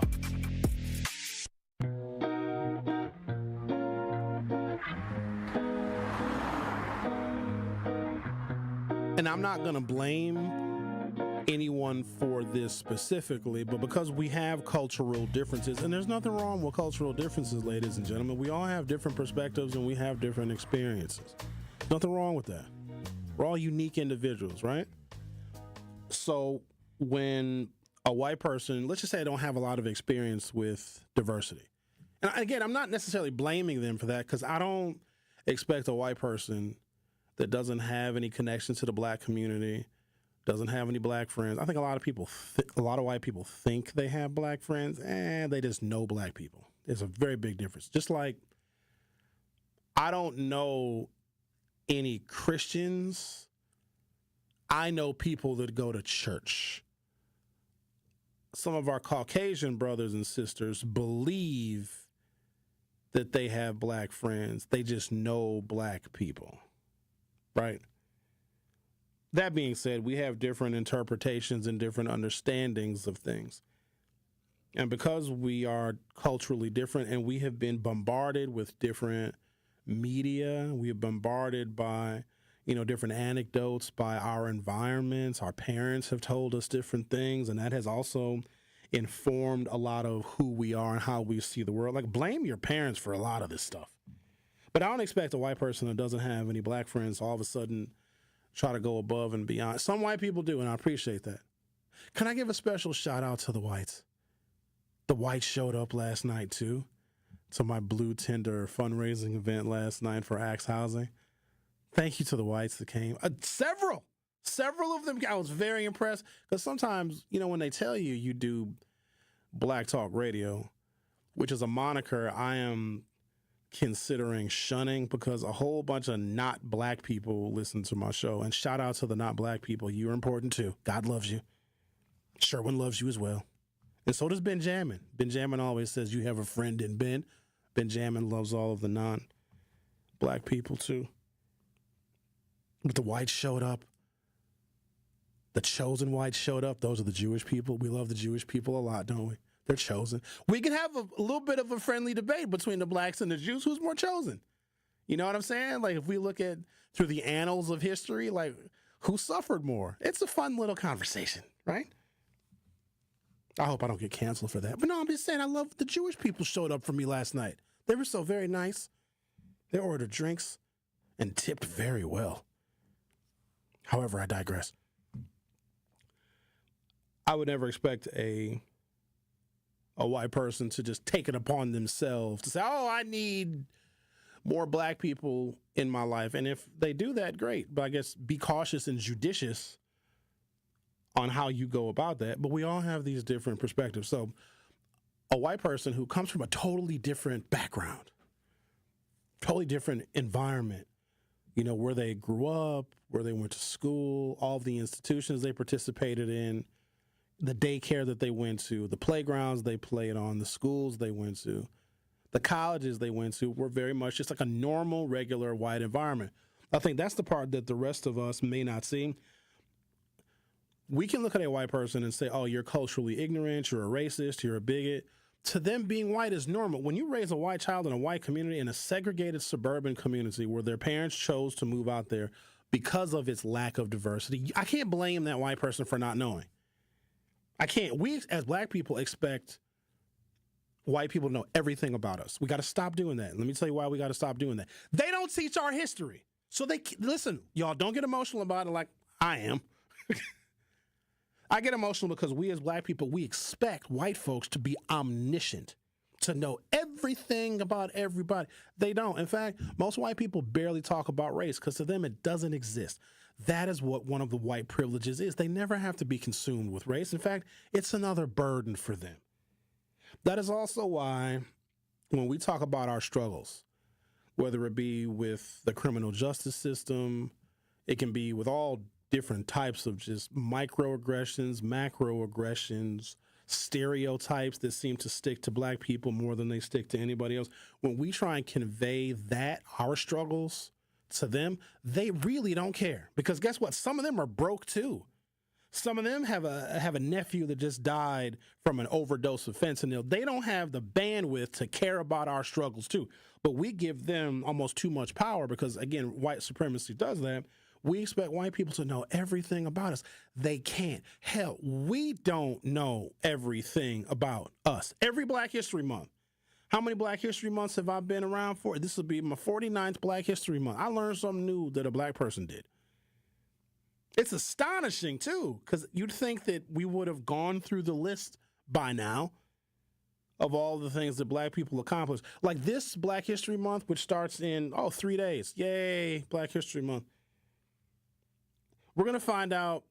So here's an example. Right? When I found out like black people like created the microchip that's in our cell phones, like what are we going to find out this month or in February rather? Black people invented air? Hi, Jonathan Jethro Jerome Tyrone Williamson invented air. Before him, we were breathing underwater. Like, we've invented some cool stuff. The lawnmower, the elevator, the air conditioner. We invented the doorknob, Rick. Did you know that? White people built all these big houses, had no idea how to get in them. I never knew that. Yeah, we invented the doorknob. I can't believe that we built this gigantic plantation home, but I am unable to get inside of any of the various rooms because we have no mechanism to open the door. Man, oh man, I sure wish I could explore my slave-built home and all this beautiful woodwork and craftsmanship, but I sure can't get inside. Boy, oh boy, I wish that there was a way in which I could get inside my house. Well, I guess I camp out in my front yard because I got no idea how to get in my house. And then Toby the slave, massa, I just done took this wooden stick and a rock and some dirt, and I put it on the dough, and I done made the dough handle. Well, bless your heart, Jethro. Get your black ass back in the cotton field. Thank you for inventing the doorknob. I'm not entirely sure if that's how that went, but it could have. None of you were there. We don't know all the things that black people did because our history was erased. This is the early makings of fascism. If there's a group that you just don't want to be with you, to be a part of your experience, to be a part of your culture, to be a part of your body politic, and to be a part of your republic, you erase their history. That's a part of it. Like, black people's history, I don't want to say it doesn't exist because it does, but it's not taught like European history, like world history, like quote unquote American history. It's not taught. You are not required to know anything about black people to graduate from 8th grade, to graduate from high school, to graduate from college, get a master's degree or a PhD. You can do all of those things and not know anything about black people, our culture, our struggle, our plight. You can know some basic stuff about civil rights, but where's it going to appear? On a trivia question one day? You don't need to know any of that stuff by rule, but I got to know American history. I got to know European history and world history, which also is very devoid of black people and people of color, in order to get any kind of accreditation from any college or middle school or high school or whatever. So there's a fundamental difference. So knowing what we know about that, we cannot expect white people to know everything there is to know about us. And so they may see black talent differently. To them, and this is me stereotyping as well, so please take some of this with a grain of salt. Or take it with the whole salt shaker. White people may think black talent is black people that have the ability to garner the attention of other black people. White people may think that black talent is a black person that can market and get money from and advertise to other black people. If you have a business of any kind and you want the black consumer dollar, because for some reason our consumer dollar goes around the world 35,000 times, you may just hire a black person with the stereotypical assumption that if I bring a black person over, all of the other black consumers are going to follow. So it's almost like they shortcut getting the black consumer dollar instead of doing this thing called, market research and looking at data and reading facts. They say, no, I'll just hire a black person and they'll get all the black consumers. Newsflash, you can't just hire a bunch of black people and start a radio station and think every black person is going to listen. Y'all need to stop. This is not the first time I've dealt with that, but I can't even get mad at it.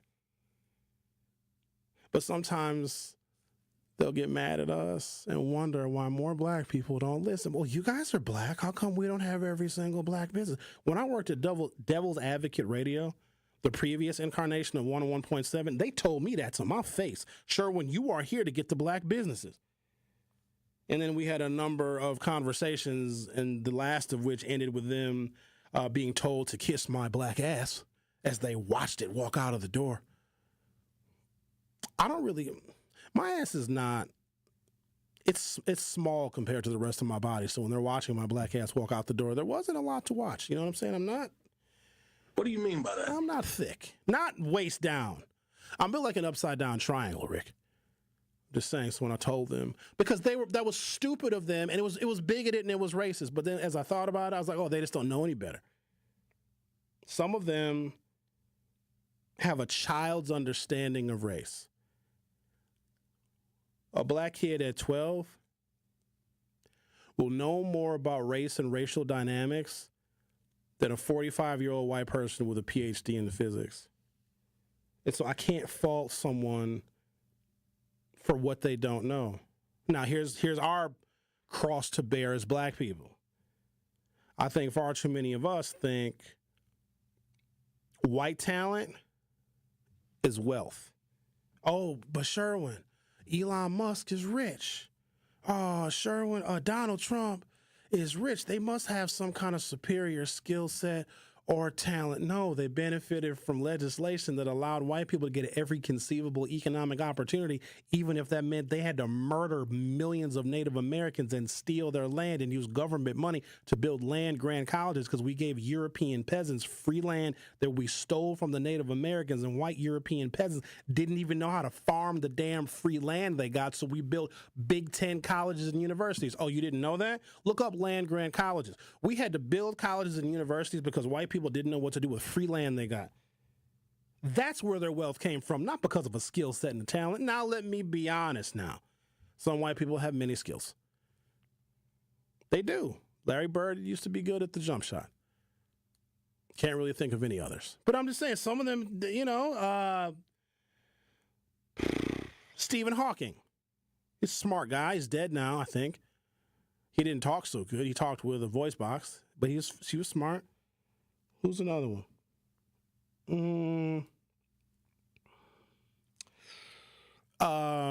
Bill Clinton. They said he was one of the most intellectually superior U.S. presidents we had. Bill Clinton said he got caught with an intern, so I guess he's not that smart. We, as black people, we stereotype white talent by thinking, oh, they're rich. They must be talented. No.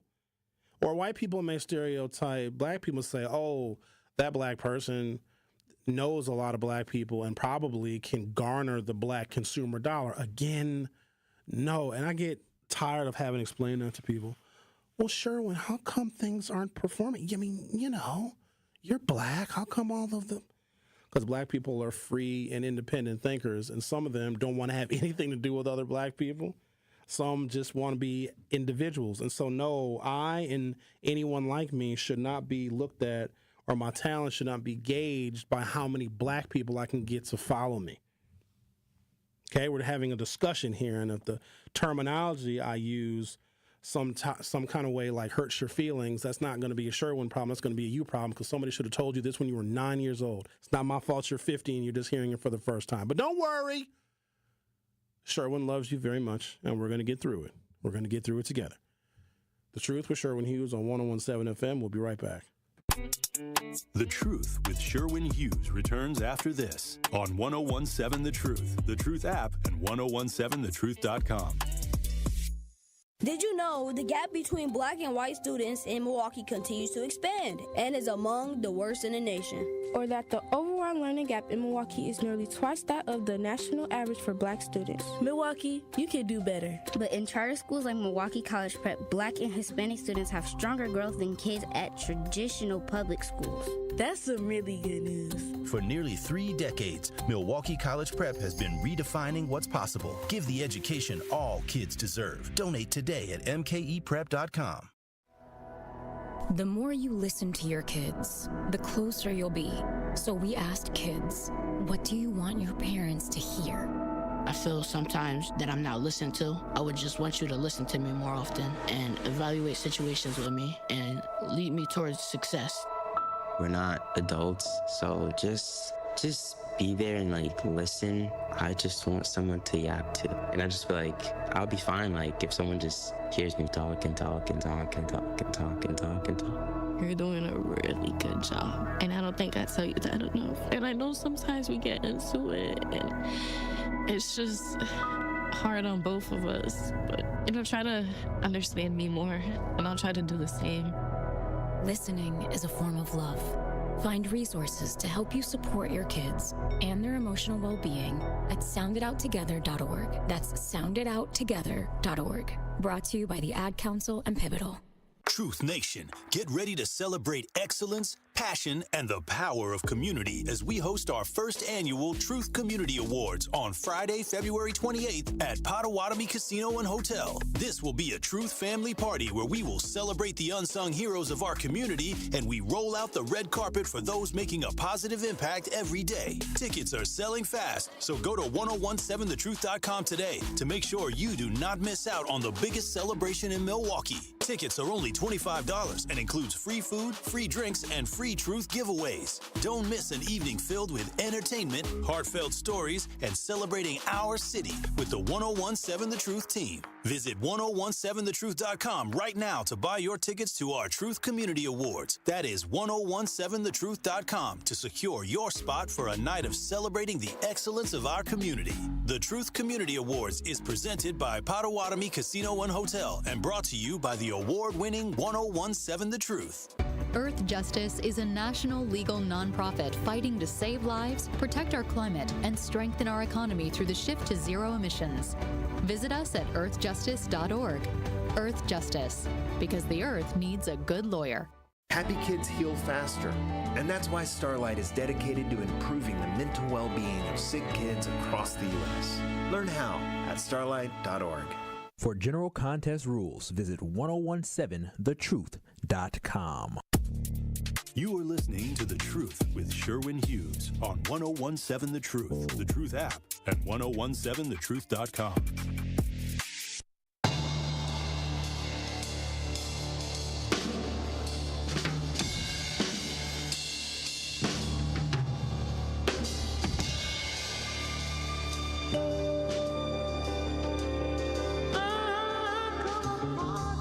If there are, in fact, stereotypes that exist of, and there's stereotypes of what a black person may think Asian talent is, because we stereotype the Asians too. And there's many Asians. There's Asians from the Orient, and there's Asians from other parts of Asia, like Bangladesh and India, etc. Right? Asian, Far Eastern Asian talent stereotypes could be, oh, they're very good at math. Let's hire them to be in accounting. And maybe they are good at math, but it shouldn't be just because they're Asians. There's some Asians that are probably very terrible at math, right? And so we may make hiring decisions, especially when it comes to these individual interpretations of DEI. Biggest problem I think I have with DEI is there's a bunch of ignorant people that do not know what it is, and so they assign their own ignorant meaning to DEI. And it really can hurt marginalized people, because we may be expected via a stereotype to have and possess a certain kind of talent. And then when we don't have that stereotypical talent, they think there's something wrong with us. Hey, Sherwin, we brought you here because you can get all of the black consumers and all of the black people to follow you. And then when I can't do that because black people have, the ability to decide what they want to do and where they want to spend their money and where they want to put their attention, then Sherwin Hughes is the failure because I didn't live up to somebody else's stereotype. That is dangerous. Or if I think as a black person that white talent is basically a rich white person, and I just justify it with the simplest of means by saying, oh, that white person has a big house and a nice car and they have a lot of money, they must be really talented. Not thinking for a second that they're dumb and they just inherited a bunch of money. Yes, they may be rich, but let's say they started off with $400 million and dwindled it down to $10 million. And if their net worth is $10 million, I'll be like, oh, wow, they're still very, very rich. I may not know that they lost $390 million because they're an idiot. And I think some of the stereotypes that we as black people may hold when it comes to white talent, I think Donald Trump may have taken advantage of that. He's a horrible businessman. His strategy is to file for bankruptcy and then fight it out in the courts. And ultimately, he has the wind at his back when he does that. Now, that is a kind of business acumen, but it's not above board. He may be able to save a bunch of money on labor and put that money back into his pocket and put that money into other lucrative investments when he doesn't pay his contractors. What if Donald Trump shorted his contractors over the course of 40 or 50 years? $100 million. He just didn't pay them. And then when they try to sue him, to get their money, he lawyered up even steeper, and they all lost in court. What if that is how he obtained some of his wealth? By stiffing people. We as black people can't automatically say, oh, Donald Trump is a billionaire, he must have a lot of talent, and then we transfer that into let's vote for him because he's going to do a good job of running the country. So do you see how our ignorances and our stereotypes of white talent can ultimately hurt us? Because the man that some African Americans may think, oh, he's the best one to run the country because he's wealthy and he must be talented, he must have a bunch of, hidden skill sets or overt skill sets, he can do a great job of running the country. Literally, his first act of business was to eliminate DEI. So that hurt us, right? If we thought that he possessed, because of his wealth, or because of his celebrity, or because of his influence, we were like, oh, there must be something about him that's really super good. Let's vote for him because he could be a super good president. Wrong. Just like having a stereotype about Donald Trump's talent just because he's rich is harmful. As we can see, we're only 8 days into the administration, and I assure you it is going to get way worse than this. There's a silver lining with Donald Trump because ultimately his supporters are going to get sick of his sugar honey iced tea. When they turn on him is when this country is truly going to be able to come back together. And they will turn on him next 18 months. When he doesn't show and prove, when he does not start making good on some of his promises to regular old working class white folk and black folks and Latino folks that maybe gave him a chance to vote for him this time, they will turn on him. There's nothing the Democrats can do to speed up that process. Trump supporters have to realize that, hey, Trump is not who he's cracked up to be, this saying the emperor has no clothes. Once they see Donald Trump is butt naked, then we will be ready to come back together as a country. And it will happen because that is how our republic is built. But until then, we're going to have to ride it out. Another fear that may be realized, because at this point I got to prepare for anything, is that the executive orders that Trump is signing, and you can't cover all of them. I can't. It would take up my whole show.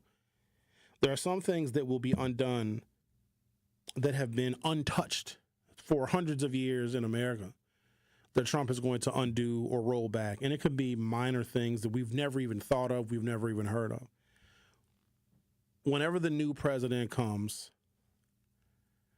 they're going to have to... So you know how Trump overturned 78 Joe Biden executive orders like right away his first couple of days, as fast as he could sign those executive orders, overturning stuff that Joe Biden did, like climate stuff and environmental stuff and, race relation stuff. Like just Joe Biden did a bunch of stuff, right? Trump's first order of business was to overturn all of that. And then next order of business was to institute his own, Donald Trump's own executive orders. The next president is not going to be able to undo all the things Trump did and still keep the country together, move the country forward, and try and do some repair, right? So some of the things that Trump is going to undo, some of the stuff that doesn't even rise to the level of media coverage, the new president is just going to leave those things the Trump way. And so there's going to be lasting damage to this republic. The problem is we don't know what it is yet. Now, at some point in the future, maybe long after I'm gone and somebody listens to this particular show, they will be living in a world created by the executive orders that Donald Trump either overturned or instituted that nobody paid attention to, because at this moment in time, they weren't rising to our level of consciousness. They're not important to us right now. But 30, 40, 50, 60 years from now, we could change, the whole banking system might be different, right? Or the whole way of how businesses can acquire land so they can expand, or the contracting process with the federal government. All of that stuff might be permanently changed. And right now, it's just not rising to the level of priority. But at some point in the future, it will. And no new president is going to be able to fix everything that this man has done. And that's part of the strategy. He has done so much in these first 8 days. Imagine when we get to 80 days, or when we get to 280 days, or when we get to 800 days.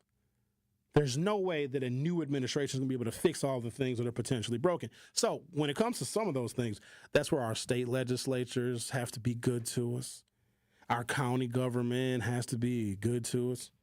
Our city government has to be good to us. And our school boards have to be good to us. When I say they have to be good to us, we have to be more participatory in all of the aforementioned. Bottom line is, each person has their own cultural understanding of other races and other genders. And because we all have our own individual interactions and understandings, like a black person's perception or understanding of a trans person might be totally different than a trans person's understanding of trans people, right? And we're going to base our worldview off of our stereotypes. I just want folks to know that that'll be very, very harmful. And to the best of my ability, I just want to call those things out, that because you are white and you have limited interaction and involvement and cultural understanding of black people, your perception of black talent might be wrong. And if you have a wrong perception of black talent, you may punitively harm a black person because they don't live up to your limited understanding of what black talent is. And again, that's not my fault, but I would be the one to pay the consequences for somebody else's ignorance. The Truth with Sherwin Hughes on 101.7 FM will return shortly. The Truth with Sherwin Hughes returns after this on 101.7 The Truth app, and 1017thetruth.com. 101.7 The Truth is now the proud home of Milwaukee Public Schools City Conference basketball. Tune in every week so you don't miss out on the classic rivalry game we all love, the high-flying dunks that leave us in awe, and the memorable moments where Milwaukee basketball legends are born. City Conference basketball on 101.7 The Truth is sponsored by Milwaukee Public Schools, MPS proud, and presented by Gruber Law Offices. One call, that's all. The Reverend Dr. Martin Luther King described a true education as one that successfully combines intelligence and character. Concordia University prepares learners for meaningful lives of leadership and service to meet all of life's callings. They offer world-class programs online and face-to-face in a faith-based, student-focused environment. Classes are small, opportunities endless. Visit cuw.edu to learn more. I'm 101.7 The Truth's Dr. Ken Harris, and I'll be at the MLK Prayer Breakfast at Concordia University, Wisconsin. And while this is an invitation-only event, I invite you to listen to the event live on The Truth Saturday, February 1st from 10 a.m. till noon. The brunch at Concordia University, Wisconsin, hosted by Walter Goodwin, director of the Office of Multicultural Engagement, is a gathering honoring the Reverend Dr. Martin Luther King, a time of reflection and prayer. The theme of the brunch at Concordia University this year is Upon This Rock from Matthew 16:18. And I say also unto thee that thou art Peter, and upon this rock I will build my church, and the gates of hell shall not prevail against it. Associated Bank knows your small business isn't just a venture. It's your dream and a vital part of the community. And we're not just a bank. We're your neighbors. We're looking out for you. That's why Associated Bank offers quick online applications and approvals with funding in as fast as one business day, checking with no minimum balances or maintenance fees, and prompt customer service. Explore our products at associatedbank.com/business or visit a branch for more details. Subject to credit approval. Member FDIC, Equal Housing Lender. American Family Insurance is a lot like Captain America. He protects the world. It's just doing my job. And we help protect your dreams with amazing auto and home coverage. American Family Insurance. Get a quote and find an agent at amfam.com. And see Marvel Studios' Captain America: Brave New World. Suit up. We need to move. In theaters February 14th. This film is not yet rated. Products not available in every state. American Family Mutual Insurance Company, SI, and its operating company, 6000 American Parkway, Madison, Wisconsin. My name is Adrienne, and I was hurt in a car accident. What Gruber Law Office has done for me was made me feel safe. It didn't cost me anything, just one call, that's all. Injured? Call Gruber Law Offices today. One call, that's all. When you're high, you feel different. Pretty obvious, right? You think different, talk different, but if you feel different, you drive different. So if you're high, just don't drive. Brought to you by NHTSA and the Ad Council. You are listening to The Truth with Sherwin Hughes on 101.7 The Truth app, and 1017thetruth.com.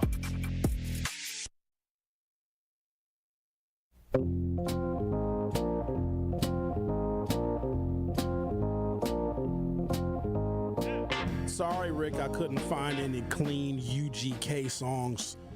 I didn't say anything about UGK. I asked you to turn up a little bit, play me some good 90s, and you play the song from Sandlot. I know this song is Green Onions by Booker T and the MGs. I don't know what the hell Sandlot is. Did you just sigh? Yes. Sigh on your own radio show. Don't sigh on my show. This is a no sigh zone. I sigh wherever I want. I see you got a little sidekick in there. Oh, that's a sidekick. Oh, the DJ posse in there. Sherwin, you don't know how to DJ. Just saying, it's R&B Tuesday, bro. It's R&B Taco Tuesday. That's just a ghetto stereotype. What the hell is y'all combined just for no reason? Well, you know what? Y'all need to stop talking about Taco Tuesday if you're trying to deport all the Mexicans. No more tacos for y'all. See what I did? I just helped with a topic. I love tacos. DEI and Taco Tuesday. I mean, it's a DEI holiday. When you think about it, diversity, equity, and inclusion. That is somewhat racist. Everything is racist nowadays. It's legal. It's not okay, but it's legal to be a racist. Hey, sure, when you're a DEI hire, you're here at a black radio station that did not exist before. When George Floyd was alive, there was no truth. And that's just the truth. Sure, when you're a DEI, get out of here. I'm all right, if I must. Fine. The one thing that I would really hate to lose, well, obviously, being connected to all of you and, of course, our wonderful Truth family, that I come to find out on a Monday night drinks way too much and sometimes throws up on people. Did anybody from Truth come? Nope. Kyle said he forgot. And I had dialysis. It wasn't for y'all, though. You know what I'm saying? It wasn't. So I have a partnership with Axe Housing. In fact, it's the longest running partnership with any corporate sponsor since the Truth has been born. So this is me and my Axe people. Now, I promoted it here on the Truth because I know a lot of our listeners could benefit from the great programs that Axe offers. And the more money that we are able to raise for them, the more programs that they can offer that fit a variety of housing needs that our community could benefit from. But no, I wouldn't expect my teammates to go. Because like when my teammates have events with some of their, corporate partners, I don't go to those because I ain't got time. I got other stuff I got to do. The next event you do, I'll be there. No. Yeah. No, you won't. No, Rick. Yeah. You was incognito. I'm Rick. This is Rick, y'all. And I'm going to buy some of the women's shots. Please don't do that. Yeah. Come on, Miss Shaq. Go! Yeah, I'm going to buy you a lemon drop on DJ Ricky Allenz. Hey, I'm Rick. I be DJing and I don't even be outside like that. Yeah, come on with your bad self. Rick, I don't think you know what you're getting into when you are summoning Miss Shaq. I was not ready for what I saw last night. You can only imagine. I DJ like 5-6 days out the week, so it ain't nothing new to me. I see all of it. I hear all of it. I see all of it. You've never experienced Linda in her full glory. And her diamond-studded fishnet stockings and her dress she was wearing that kept sliding down further and further the drunker she got. She threw up on a man. First of all, I need to know why the two of them were together. And I want to say his name so bad, but I don't want to put my man's business in the street. Linda puts her own business in the street, so I'm not worried about shielding her from any kind of harm because Linda harms herself. But the man that she was with, and he was the first one there. This particular, you know what it was? It's weird because actually this particular man and Linda were the first two people to show up. And they left together.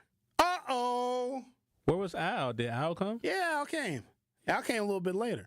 So everybody here seen Al. They seen Miss Shaq. It was one more person I seen, but I haven't seen nobody because every time somebody has an event with the Truth, is on days where I can't make it or I got to be in the studio to produce. I'm going to read the text message because everybody gave me feedback. And the people that have my personal cell phone number, they gave me feedback via text. So I invited my very good friend to come, Dr. Wilson. I'm not going to give her first name. She came late because she had to work. Where's this text message? Okay. So my friend, Dr. Wilson, who Other people here that work for The Truth have met her because she is who I sometimes hold court with at the night market. So Zach, I know Zach's met her, Carrie's met her. So she met Al for the first time last night, okay? So Al, for those of you that don't know, let's just say he's a popular caller here on 101.7 The Truth on a variety of different shows. He's known for his colorful commentary on my show and his beef, like a Tupac and Biggie style beef with Liz Brown. Okay, so that's Al.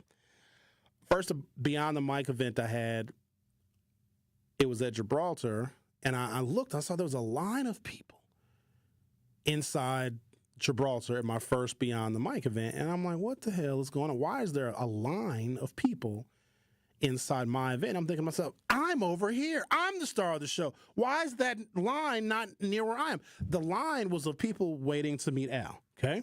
Just to give you a little insight as to who and what Al is, okay? So my friend Dr. Wilson meets Al for the first time. You know what she said? She texted me this. She said, Al is a hug for your soul. That man makes me want to be a better person. I'm thinking to myself, Al, what did you say? Al got that mouthpiece. Oh, God, yeah, he does. He does. And here's the thing. Ain't nothing I can do about it. Pause, Ricky. He said Al got that mouthpiece. What do you mean? Does, clearly. How do you know? And so I left. They were all still there kicking and having drinks. I left because I was tired. And I'm thinking to myself, this is probably a big mistake. Because she said that about Al. Like, Al, here's the thing with Al. He'll take your wife and your husband in the same night. These are all facts. And so when she said that, I was just, let me read it. What else did she say?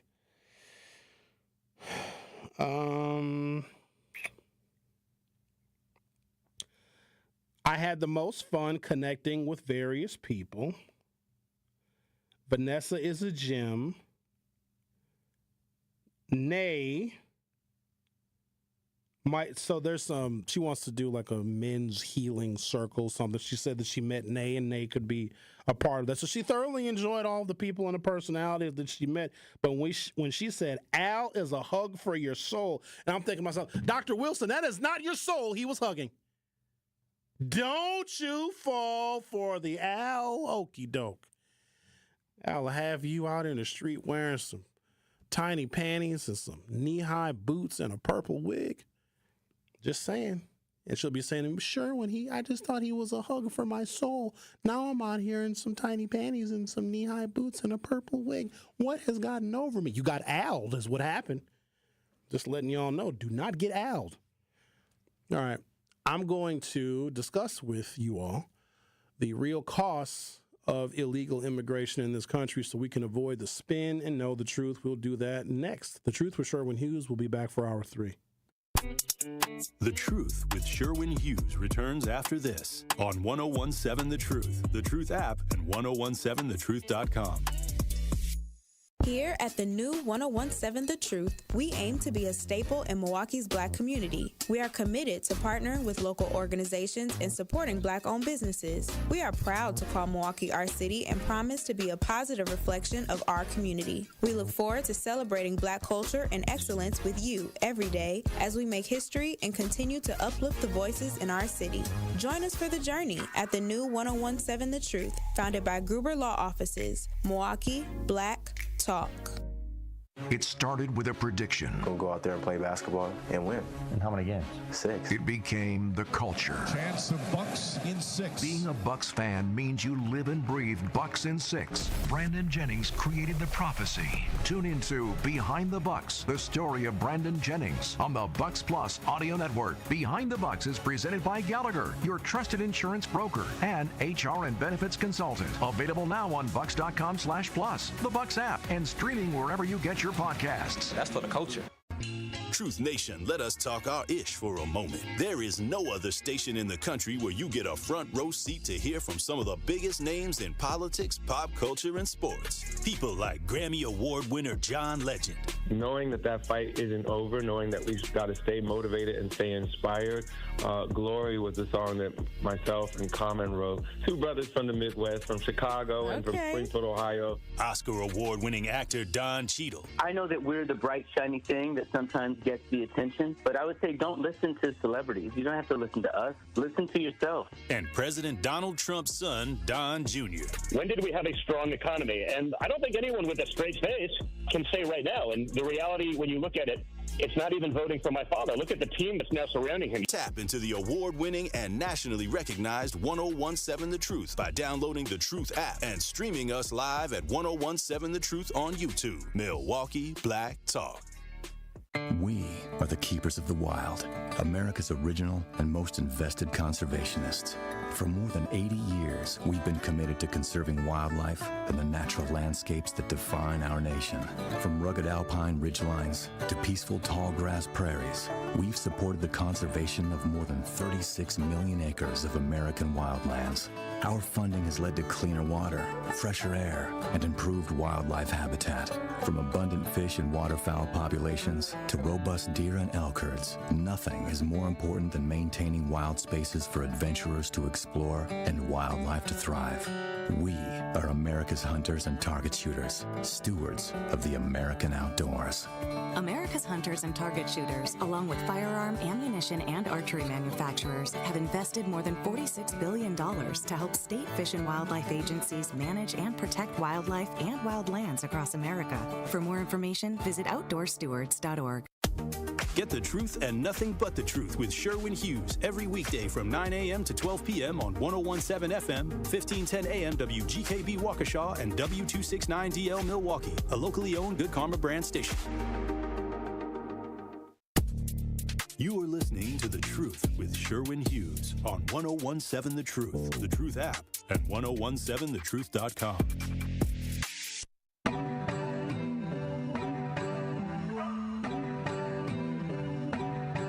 Stand tall in it, I'm all in it.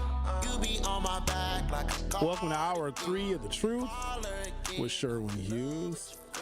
I want to read some of the very intelligent and creative commentary via YouTube, and I guess I probably should read our text messages. I do apologize to y'all because I totally forget about the text messages at 833-212-1017 because the YouTube chat is moving in real time, so I have to spend a little more of my attention monitoring that because those conversations can shift on a dime. There was something that an individual said relating to a statement that I often make. Curtis said this. Curtis said, to say that, you know people that go to church but don't know any Christians has to be very insulting to your friends that practice Christianity. That was very unnecessary, just my opinion. I want to clarify that, Curtis, because that was not meant to offend anybody. Sherwin Hughes doesn't know any Christians. What I know and understand the Christian doctrine and how Jesus lived his life and how Jesus was very much for the downtrodden and the marginalized, I don't know anybody that lives that life. Because I also know a person that will call themselves a Christian and they go to church that hates gay people, or they hate these people, or they disparage these people, or they sin with the best of them and they think that they are covered in the blood of Jesus because maybe on occasion they'll ask for forgiveness. That to me is not Christianity. I do not know a human being that lives the way that they know they are supposed to be living. What will happen is they'll say, well, I'm a sinner too, and I have flaws. And then they think they can get away with anything because in their mind, they're a Christian. I don't know any Christians per the definition. Jesus would not be happy with a bunch of y'all, and you know that. Now, you have your own relationship with Jesus, and I'm not going to interfere with that. But Sherwin Hughes does not know any Christians. I do not know a human being who is so without sin nor flaw that I can look up to them as a beacon of hope. Because the thing about Christianity is that fake Christians hurt the Christian cause. Because the biggest hypocrites I've ever known, like they're mean, they're nasty, they're judgmental, they name call, and they think that they can get away with it because they have their own relationship with God. To me, that's something else. They use Christianity in order to manipulate other people. And the missionaries do it too. Oh, let's kill all these savages that don't want to be Christians and those that don't want to die will save them. Like, that's not a good motto for a religion that's supposed to be about peace and love and loving your neighbor. We don't love our neighbors. Most of y'all don't even know your neighbors' names. So no, Sherwin Hughes does not know any Christians. I know people that go to church. On occasion. Here, I'll be clear. I don't even know people that go to church every Sunday. I don't know a single human being. I don't even know if I've ever met a person that goes to church every single Sunday. They'll say something like, I'm too tired. I can't go to church. Or here's what's worse. They really don't want to go to church. They don't want to. They got other stuff to do. You know, they got to get stuff ready for Monday. The kids need this. They got to go to the store. They don't want to go to church, but they go anyway, begrudgingly and reluctantly. And so here's what I say to those people. God knows you don't want to be there, so why is you lying to him? Because you ain't doing it for him. Like, he knows you don't want to go, so what is you doing? I don't know any Christians. It's like saying, because somebody plays football very poorly, they're not good at football, and they don't play very often. They play when, I don't know, when they feel like it or when it's convenient. It's the same as that person saying they're a football player. Not really, because you play football when you're not dedicated to it, you're not committed to it, you don't play by the rules of football. But because you happen to play, or maybe you have an affinity for the game of football, you can't call yourself a football player. You are someone that just happens to play football. Some Christians are people that just happen to be people that go to a Christian church. Or they think that by tithing, they can buy their way into heaven, I guess. That's a whole nother discussion. But y'all know how I feel about some of these religious discussions because people take it so personally. And one of the reasons why I believe some religious people take it so personally, and this is also another manipulation that they use. Maybe when they get saved, it helped them. It took them out of a dark time. They had nothing else. But you know, they say that prayer is the last refuge of a savage. And so somebody was going through a really hard time, and they found Jesus, and they found hope, and it really turned their lives around. And now they're productive. Maybe they've healed from something. And they want everyone else to be saved like them. And it helped them. It got them out of a dark place into a better place. It helped them find salvation. It helped them find peace. It may not help me the way that it helped them because I didn't start from the same dark place they started from, you see. But then they get angry and become very self-righteous. Sure, when you need to get saved because it did all these things for me. And then that same person who is very happy that they've arrived at this new positive and productive plateau in their life, they get mad at me because I won't follow in their footsteps. Like they have anointed themselves a leader because of what Christianity or Jesus or the Bible or church or the pastor or prayer did for them. They don't have enough respect to see that things may not happen for me and benefit me the way they benefited you. And then they get angry and bitter, and now I am cast as a sinner. And Christians do that better than Muslims. Shout out to the Muslims. Bismillahirrahmanirrahim. My Muslim people, they know what that is. I'll be talking to my Muslim people. They are more peace-loving than any stereotype would ever lead you to believe. Y'all know the Palestinians are my people. And I don't just say that because of the plight of the Palestinian people in the Middle East. The Palestinian Americans that I know that live in this country, that live in this state, that live in Milwaukee. Some of them are my best friends. I consider them like family. Some of them own businesses that make black people feel welcome. Shout out to them. They live their lives in a way that is righteous to where you want to be like them, but they don't say, oh, Allah brought me to this place. You need to worship Allah. They never say that. They just live their lives in a way that makes you curious as to what guidance they get. That's how you're supposed to do it. Christians don't know that because Christians also murdered people and conquered the world because they wear this righteousness. And then there's the Catholics. Catholicism was declining right at about the turn of the 20th century. People just weren't signing up to be Catholics anymore. It's very involved to be a Catholic. There's many things. You got to get confirmed and you got to take classes. You ever been to a Catholic wedding? It's a whole mass. I took communion once. I didn't know I wasn't supposed to. Did you guys know that? They did communion at a Catholic wedding. I was like, everybody else getting up and taking the cracker and the sip of wine. I was like, I'm thirsty. And then when people found out that I wasn't a confirmed Catholic, ooh, they got hot. I was like, what's the big deal? I thought it was symbolic. But here's the other thing. So I'm at this Catholic wedding, and the pews started clearing to get the communion, you see. And you know how the Catholic weddings are. You guys been to a Catholic mass? And Jesus came down from the mountain, and he said, come to me, my little flock, and I shall guide you. It's very boring. And then they sing the songs, please open your hymn books. Jesus said he came from the mountain. You know how the Catholic masses are. Very boring. And so now we will have communion now. Please, row 1, please come up for the sacred sacrament of the communion. I'm in row 3.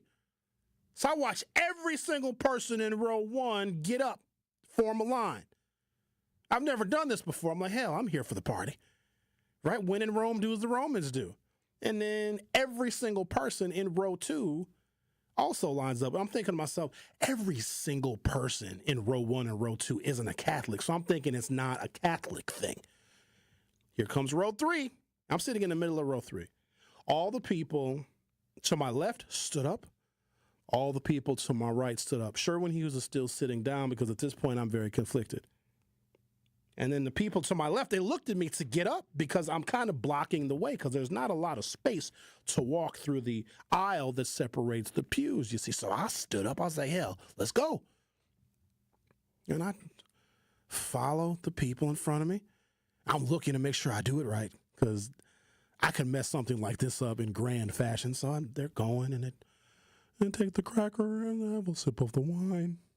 And it's 3 people in front of me and they take the cracker and have a sip of the wine. Then 2 people, and the next person is me. I'm up. It's my turn. The one thing that I regret about it is I think because they put the cracker on your tongue, I stuck my tongue out a little too eager. And I got to remember, this is a Catholic priest. I might have, you know what I'm saying? I don't want to, you know what I mean? Like, I don't want to give him any ideas, you know? So I just like, here, put it on my tongue. And he put it on my tongue. And I got me a little sip of the wine, a little church wine. It was real wine, too. And I went back to my seat. And so at the wedding reception, some hours later, a whole bunch of people came up to me and said, oh, Sherwin, what church do you go to? And I was like, I probably named some random black church I've been to a couple of times. And like, oh, well, that's odd because you're a Catholic. I said, oh, God, no. Why would you make that mistake? Oh, my God, Sherwin, you took communion and you're not a Catholic. Can you believe this? Sherwin took communion. No, I'm the bad guy. I had no idea.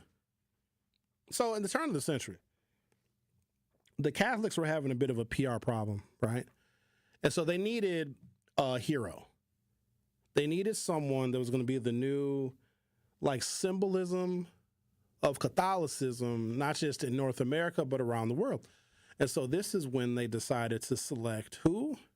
Christopher Columbus was going to be the newly selected, like, leader of the Catholic Church because of his historical input. And, of course, Christopher Columbus was, in fact, a Catholic. Another thing about the Catholic, the Catholic Church is very much involved, very angered by Donald Trump's immigration policy because you know that the vast majority of the people who practice religion who are from south of the border, they're all Catholics. Mexicans are Catholics. Panamanians are Catholics. People from Guatemala, Nicaragua, they're all Catholics. And so the Catholic Church is like, yo, we don't want to lose members. So a lot of Catholic churches are now operating as sanctuaries to people who are Catholics that fear being deported. So we're going to follow that story to see how much involved the Catholic Church is going to interfere with federal presidential power. So we'll keep our eye on that. So the Catholic Church was like, yo, Christopher Columbus is going to be our guy. And then we get a national holiday, right? Christopher Columbus. So I used to do this every observance of Christopher Columbus Day. Well, they now changed. I think we changed it officially in Wisconsin. It's now Indigenous Peoples Day because people started to read some of Christopher Columbus's diaries. You know, he published his diary of what it was like to discover the New World. You guys know this? No, you probably didn't.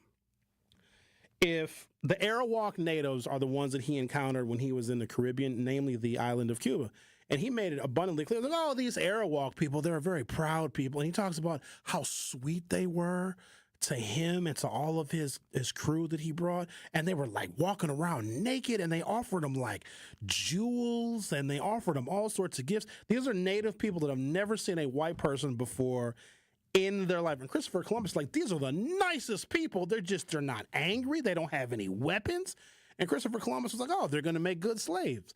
And then when some of the Arawak men resisted being put into bondage, Christopher Columbus was like, oh, we just cut their hands off.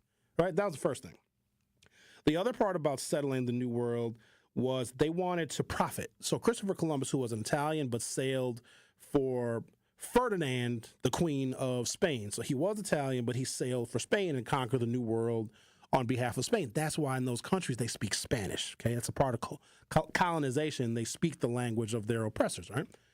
And so he's like, they made a bunch of trips back and forth from Western Europe to the New World because they would bring wealthy Europeans to the New World in order to sell the newly conquered land in the New World. They were trying to make a profit. And the currency was called a Castellano. So a Castellano was like the dollar, the currency that they used at the time. Follow me, I'm going somewhere with this, you Catholics and you Christians. Christopher Columbus said, and he wrote this in his diary, and none of this has been edited. You can go and look on the internet and read it yourself. I am not making this up because I have read his diary in the 15 years I've been doing radio. I probably read pieces of his diary for 10 of the 15 years I've been doing radio. He said we would bring these wealthy men from Europe to the New World to encourage them to spend their Castellanos on buying this land, which they can use for plantations, for growing tobacco, and we have slaves, and growing sugar cane, and growing rice and cotton. But he was like, for some reason, these men did not want to buy the land. They wanted to purchase the intimate company of 9 and 10-year-old little girls. Christopher Columbus says this in his diary, and he's like befuddled. He was like, I don't know why they want to buy the little girls instead of buying the land. But he was like, whatever they want to purchase, we are willing to sell them. Christopher Columbus essentially was the first human sex trafficker of children that we have documentation of because he wrote it himself. Now, when you think of some of the misgivings of the Catholic Church and their propensity to molest children, look at where it came from. So you have to wonder why the Catholics at the turn of the 20th century wanted Christopher Columbus to be their mascot and their new, supporter, or the person to galvanize more people to become Catholic. History is weird, and sometimes I wish I didn't know it. I'll take a break, come back. We'll talk about mass deportations on the other side. You're listening to The Truth with Sherwin Hughes on 101.7 FM. I'll be right back. The Truth with Sherwin Hughes returns after this on 101.7 The Truth app, and 1017thetruth.com. The Truth app is home for all the Milwaukee Panther content you would want. He'll dart baseline, and he will tomahawk it home with his right hand. From conversations on the airwaves. We're going to defend every board up the floor and every bounce and every pass. And we've got good depth, and you have to have good depth for the way we play. To game highlights. And at the top, rises for three over Young and buries it. Find The Roar on the Truth app, Apple, Spotify, and wherever else you get your podcasts to keep up with Panthers hoops. This is your Planned Parenthood Advocates of Wisconsin Minute. People will tell you that race is a social construct and that there's no biological reality that distinguishes between a white individual and a black individual. So what does that mean if there are these quote-unquote disparities, right? It means that the way we move through a society is markedly different, right? And that the experience that we have has biological consequences. Is when you're in a society where people are constantly discriminating against a certain group, denying access access, don't have control over the institutions that govern our lives. All of those things create a biological reality and a response, whether it's a stress hormone or a fear or something that could be passed on, what we call epigenetics, which means what my mother or my grandmother experienced had an effect on what formed me in my responses to those stressors. That's how we can be two individual people with very little difference, but have totally, vastly different experiences as we move through our reproductive health. This has been your Planned Parenthood Advocates of Wisconsin Minute. American Family Insurance is a lot like Captain America. He protects the world. It's just doing my job. And we help protect your dreams with amazing auto and home coverage. American Family Insurance. Get a quote and find an agent at amfam.com. And see Marvel Studios' Captain America: Brave New World. Suit up. We need to move. In theaters February 14th. This film is not yet rated. Products not available in every state. American Family Mutual Insurance Company, SI, and its operating company, 6000 American Parkway, Madison, Wisconsin. Associated Bank knows your small business isn't just a venture. It's your dream and a vital part of the community. And we're not just a bank. We're your neighbors. We're looking out for you.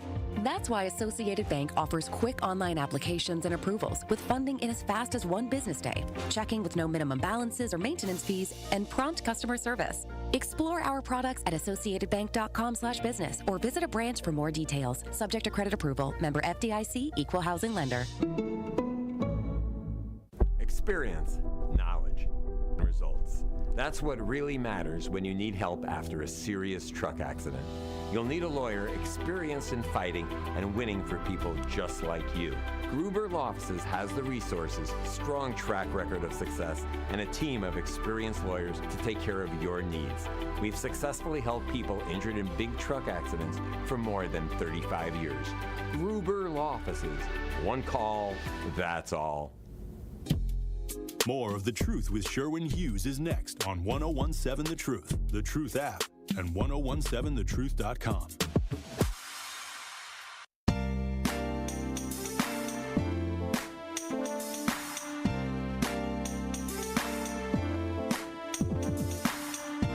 I didn't mean to upset any of you Catholics. I gotta apologize because when people hear stuff for the first time and they hear it from me, it makes them mad that they heard it from me. Over time, you will realize that it's just fact. I've learned, as anyone who does this job for a long enough period of time, if you do it right, facts will hurt you because you realize a whole bunch of people lied to you. A whole bunch of people that you love and you trust, they were dishonest with you. But the facts don't care about our feelings. And I have an obligation to be honest with you. And you do with those facts what you want. But it doesn't change them. How you feel about history does not change the course of history. Unfortunately, I wish that some of us could, with our feelings, change the facts. The facts are, unfortunately, your marriage may be dissolving. Because you don't want to believe it doesn't mean your marriage is not dissolving. And maybe that was an unfair thing to pick on too. But once we find the coping mechanisms to deal with some of these really inconvenient facts, your life will get easier. And then we stop emotionally overreacting to everything, you know? I used to emotionally overreact to when I found out a woman that I wanted didn't want me. Talk about a waste of energy. That is a blessing. It's a blessing to know that someone is honest enough with you to let you know, hey, you're just not the person for me. Then you try and go above and beyond to prove to them, well, I'm going to prove to you. No, don't do that. Just accept the facts. This is what I do now. It's a whole ritual that I go through when I get hit with a very powerful fact that I wish wasn't true, that I have no power to change, is I have a funeral. That's right.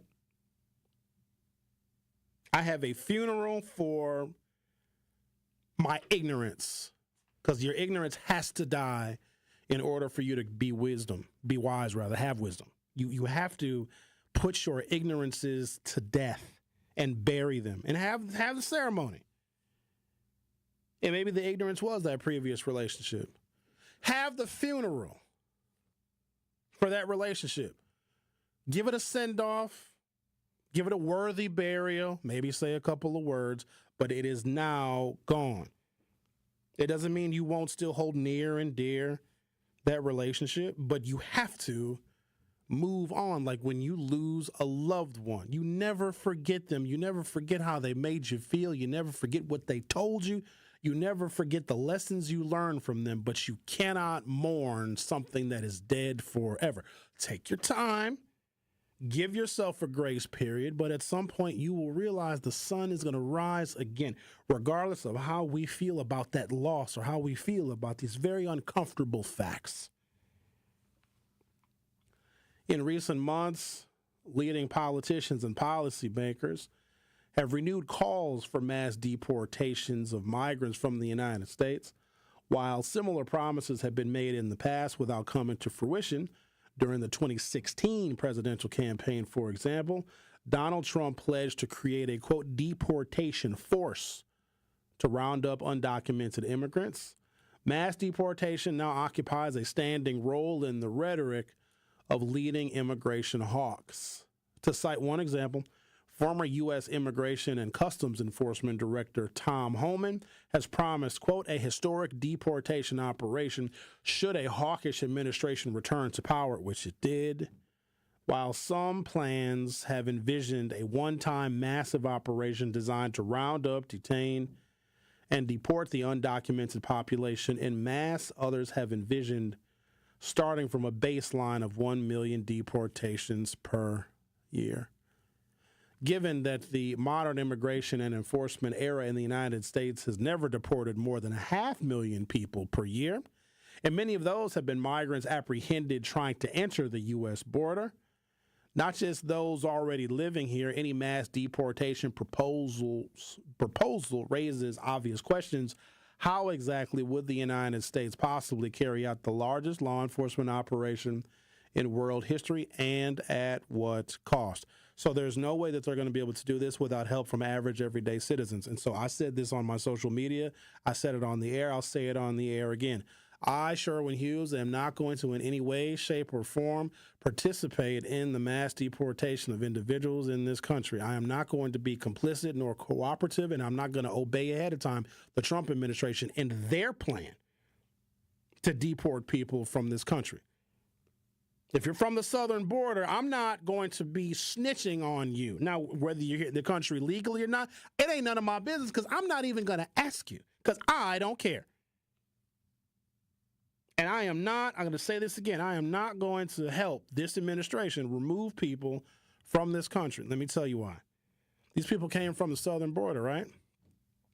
In one way or another, they're Southerners.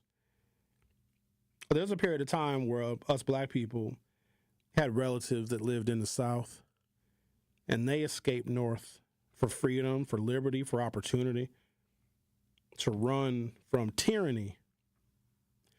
When our ancestry escaped from the South and headed north across borders, our ancestry from the South who escaped borders did not want Northerners to participate with Southerners in apprehending us, right? If you were a runaway slave, you wouldn't want a Northerner in Ohio, in Illinois, Minnesota, or Wisconsin snitching on you and helping the Southern plantation slave owners and slave catchers. Well, guess what, black people? Now you're the Northerners. It's a whole nother underground railroad, ain't it? And we have to decide right now in this moment, what side of history are we going to be on? As black people that had to sometimes break the law and cross borders and swim through rivers to get our freedom, other people had to do that too, because I don't think that we appreciate how bad it is in some of these third world countries to our southern border. See, poverty now has an iPhone. If you're poor in Milwaukee, you got a flat screen TV, you got an iPhone, your kids all wear Jordans, but statistically you're poor. Poverty here is indoor plumbing. Poverty here is you get to send your kid to public school. Poverty there is a dirt floor in a hut where a cartel will kill you and take your kids to sell dope. Big difference. Now, y'all can do whatever you want to. I am not going to help this administration deport anybody. Sherwin, did you see that illegal migrant? They were just right here. Which way did they go? Hey, I ain't seen nothing, dog. Sherwin, you had to have seen them. Which way do they go? We want to apprehend them. We have a large net, a big butterfly net. It says catching migrants on it. It's a very large net. We want to catch them. Which way do they go? Yeah, I ain't seen nothing, dog. You better move around. Oh, you ain't talking to me. Oh, I ain't seen no migrants, dog. Given that in the modern immigration enforcement era in the United States, we have never deported more than 500,000 people per year, and many of those have been migrants apprehended trying to enter the U.S., not just those already living here, any mass deportation proposal raises obvious questions. How exactly would the United States possibly carry out the largest law enforcement operation in the world, and at what cost? Using data from the American Community Survey, the ACS, along with publicly available data about the current costs of immigration enforcement, this report aims to provide an estimation of what the fiscal and economic cost to America would be should the government deport a population of roughly 11 million people who, as of the most recent year in which we have data, 2023, lacked permanent legal status and faced the possibility of removal. It was considered this in both terms of the direct budgetary costs and the expenses associated with arrest, detention, legal processing, and removal, and the federal government would have to pay, and in terms of the impact on the United States economy and tax base should these people be removed from the labor force and consumer market. You know that some migrants are they're on medication. Did you know that? Some of them actually have cancer. Did you know that? And then when you round them up and you detain them, you still have to provide them their medications. Did you know that? That now those medications will be paid for by U.S. taxpayers. Did you know that? Some of them are on chemo. Some of them are on cancer treatment. Do you know that when they round them up and deport them, we now are responsible to pay for their treatment? Did you know that? You're putting an unnecessary and undue cost on the American people that we did not ask for. Now, people don't know that. They think they're going to get something. They think they're going to benefit. They think they're going to get, I don't know, more money, more opportunity. You think that more of your tax dollars are coming back to you. Not going to happen. Not going to happen. You're not going to see any net change unless your last name is Trump, Bezos, Musk, or Zuckerberg. You ain't going to see more of your tax money going in your pocket. And if you do, it's going to be, what, $30 a year? That's another lie they told. I'm going to take a break, come back. Al, you hang on. I see you there on line one. We'll talk to Al on the other side. You're listening to The Truth with Sherwin Hughes on 101.7 FM. I'll be right back. The Truth with Sherwin Hughes returns after this on 101.7 The Truth app, and 1017thetruth.com. Truth Nation, get ready to celebrate excellence, passion, and the power of community as we host our first annual Truth Community Awards on Friday, February 28th at Potawatomi Casino and Hotel. This will be a Truth family party where we will celebrate the unsung heroes of our community and we roll out the red carpet for those making a positive impact every day. Tickets are selling fast, so go to 1017thetruth.com today to make sure you do not miss out on the biggest celebration in Milwaukee. Tickets are only $25 and includes free food, free drinks, and free Truth giveaways. Don't miss an evening filled with entertainment, heartfelt stories, and celebrating our city with the 1017 The Truth team. Visit 1017thetruth.com right now to buy your tickets to our Truth Community Awards. That is 1017thetruth.com to secure your spot for a night of celebrating the excellence of our community. The Truth Community Awards is presented by Potawatomi Casino and Hotel and brought to you by the award-winning 1017 The Truth. Dr. Martin Luther King Jr. He has inspired generations of change leaders, and many more are to come. Let's celebrate his legacy by enjoying incredible speeches by Milwaukee Public Schools students. People, come on and imagine this with me. Picture it. In the near future, in a world that is driven by the acts of love, kindness, and helping one another. I imagine that when I walk outside my house, I will see everyday people serving and interacting with each other. I will see my peers helping my elderly neighbors shovel their snow. I will see people handing out food to the homeless. I will see something as simple as someone holding the door for someone else. Now, that's what I see. Now, I'm going to tell you what I hear. I hear people telling one another that they are special, they are loved, and that they're beautiful. I guess I'm sounding a little bit like the actress Viola Davis, in the movie The Help. You is kind, you is smart, and you is important. But moving on, This world that I just imagined about with all of you is a world that I look forward to. Dr. King stated that life's most persistent and urgent question is, what are you doing for others? And that is a good question, I might add. So here's my answer to that. I plan to help others by speaking out against injustice, being kind, and offering myself. I can be of service by speaking out against injustice. People should not be judged or mistreated just because of the color of their skin. The human race is unique with different ethnicities, cultures, and religions. And that's how it's supposed to be. I wouldn't want to live in a world that isn't diverse. That would be boring. I want to live in a world where people aren't the same. I want to live in a world where I feel comfortable walking down the street and not be stereotyped just because I have on a hoodie. I love my hoodies. I want to live in a world where police brutality, black-on-black crimes, and racism are extinct. At this moment that I have speaking in front of you all gives me a momentum to start a movement of my own called Children on the Run Against Injustice. This movement will help our community. Dr. King stated that the time is always right to do what's right. And that's what I plan to do. Marcus Performing Arts Center and We Energies are proud to sponsor the Dr. Martin Luther King Jr. Speech Contest. You are listening to The Truth with Sherwin Hughes on 1017 The Truth, The Truth app, and 1017thetruth.com.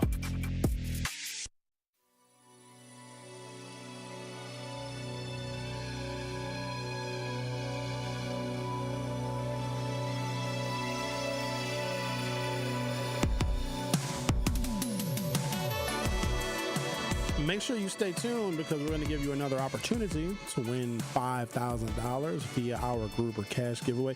Rick, didn't we just do this? I thought we just did a Gruber. We did. That's why I'm like, another Gruber? Yeah, and it's dated for today, so. At our time? No, yeah.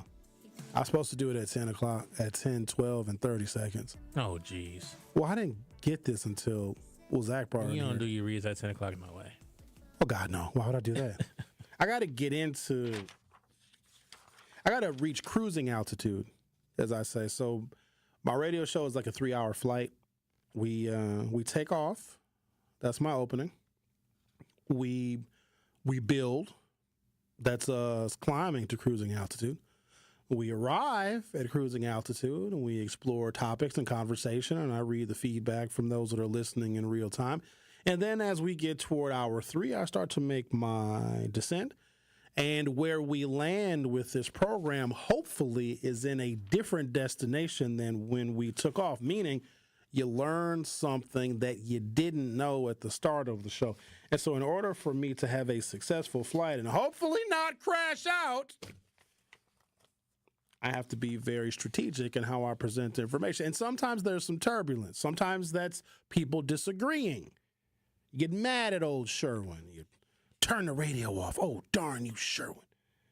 It gets a little turbulent sometimes. But some of y'all, you stick around for the ride, and we appreciate that. Let's talk to Al. You're on 1017 The Truth. How are you, Al?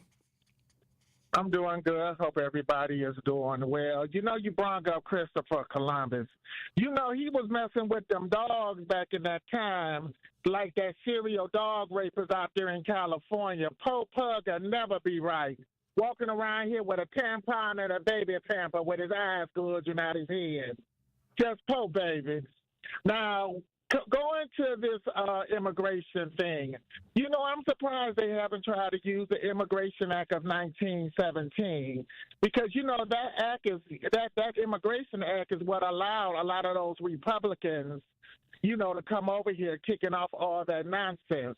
And I'm also surprised they ain't never told Elon Musk to go back to Africa, because I know he's kicking up all this rhetoric, and I don't understand why his mama keeps giving all that information.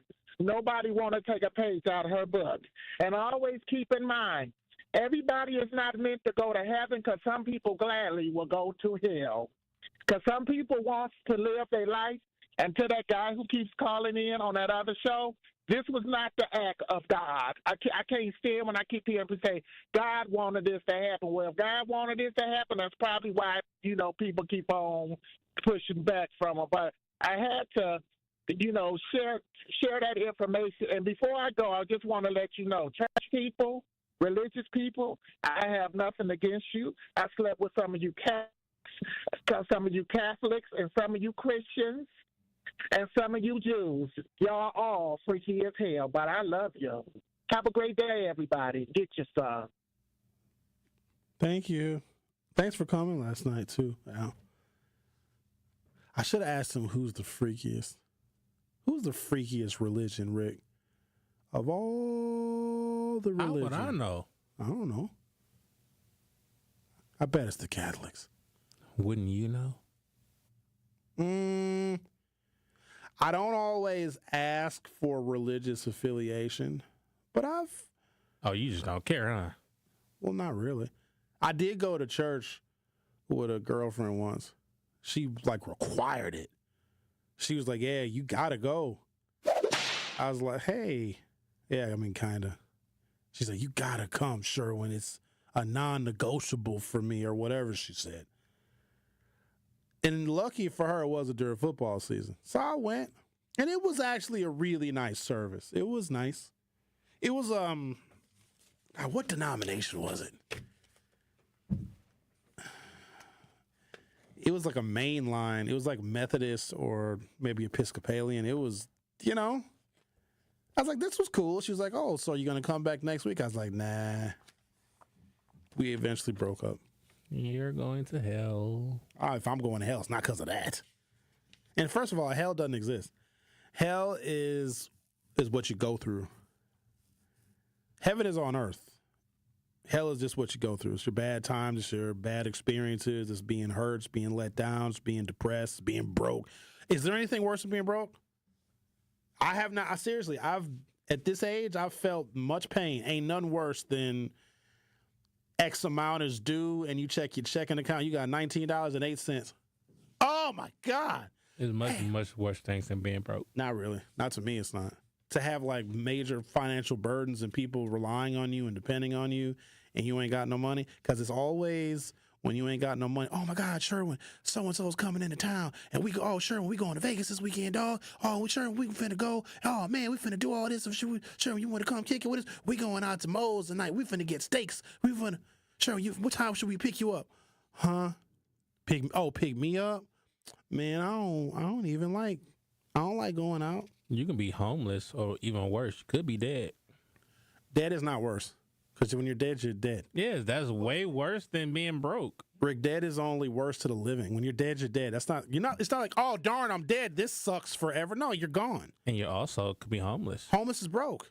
No, homeless is not. Wow. Oh, really? How many homeless millionaires, Rick? Hold on, let's hear this. Give me the stats. You can be homeless. You can still be broke and still have a roof over your head. Huh? You could still be broke and have a roof over your head. Temporary, a shelter, that's not the same. You know, it's below zero all last week. You could literally have no money in your pocket right now, but you still have a job, you still have a career, you still have food in your stomach, you still have a house over your head. Not for long. Then that's not broke. Or it's you're temporarily broke. If somebody has no money and they have all those things, then something is going to crack. You can't have no money and a roof unless you're staying with somebody, and that ain't going to last forever, or unless you're in temporary shelter. What's your definition of broke? No money. Rabbit ears, pockets, folded inside out. Then that would just mean you're homeless then. Why do I feel like you're confusing me with exactly what I'm saying?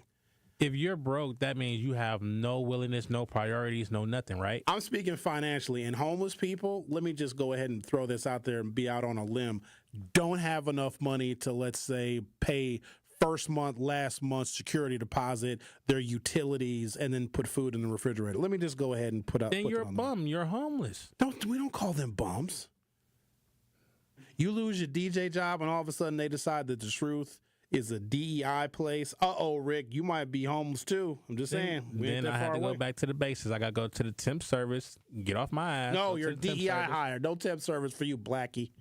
Then guess what? I got to go to the life of crime.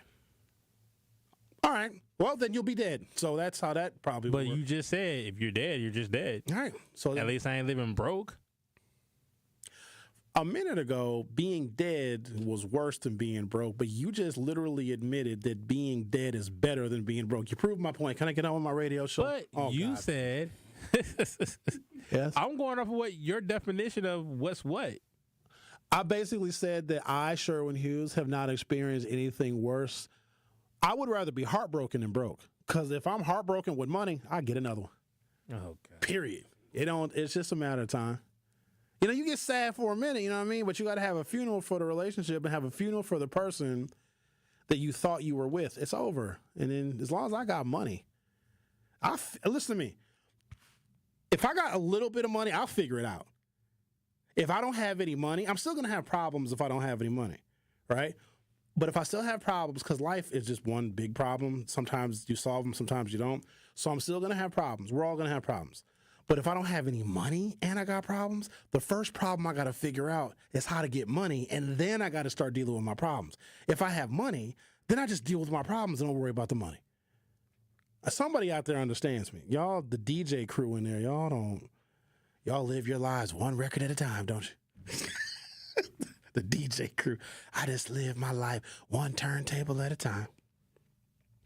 Using data from the American Community Survey, the ACS, along with publicly available data about the current cost of immigration enforcement, this report aims to provide estimation on what the fiscal and economic costs to the United States would be should the government deport 11 million people.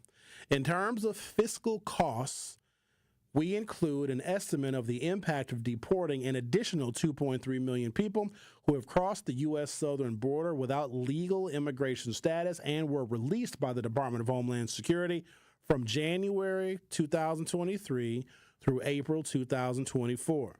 This survey considers these fiscal costs separately because we don't have more recent ACS data necessary to estimate the total net changes in the undocumented population past the year 2022 or the larger impact on the economy and tax base of removing those people, an impact that is therefore not reflected in this report. In total, we find that the cost of a one-time mass deportation operation aimed at both of those populations, an estimated total of at least $315 billion. It should be emphasized that this figure is a highly conservative one.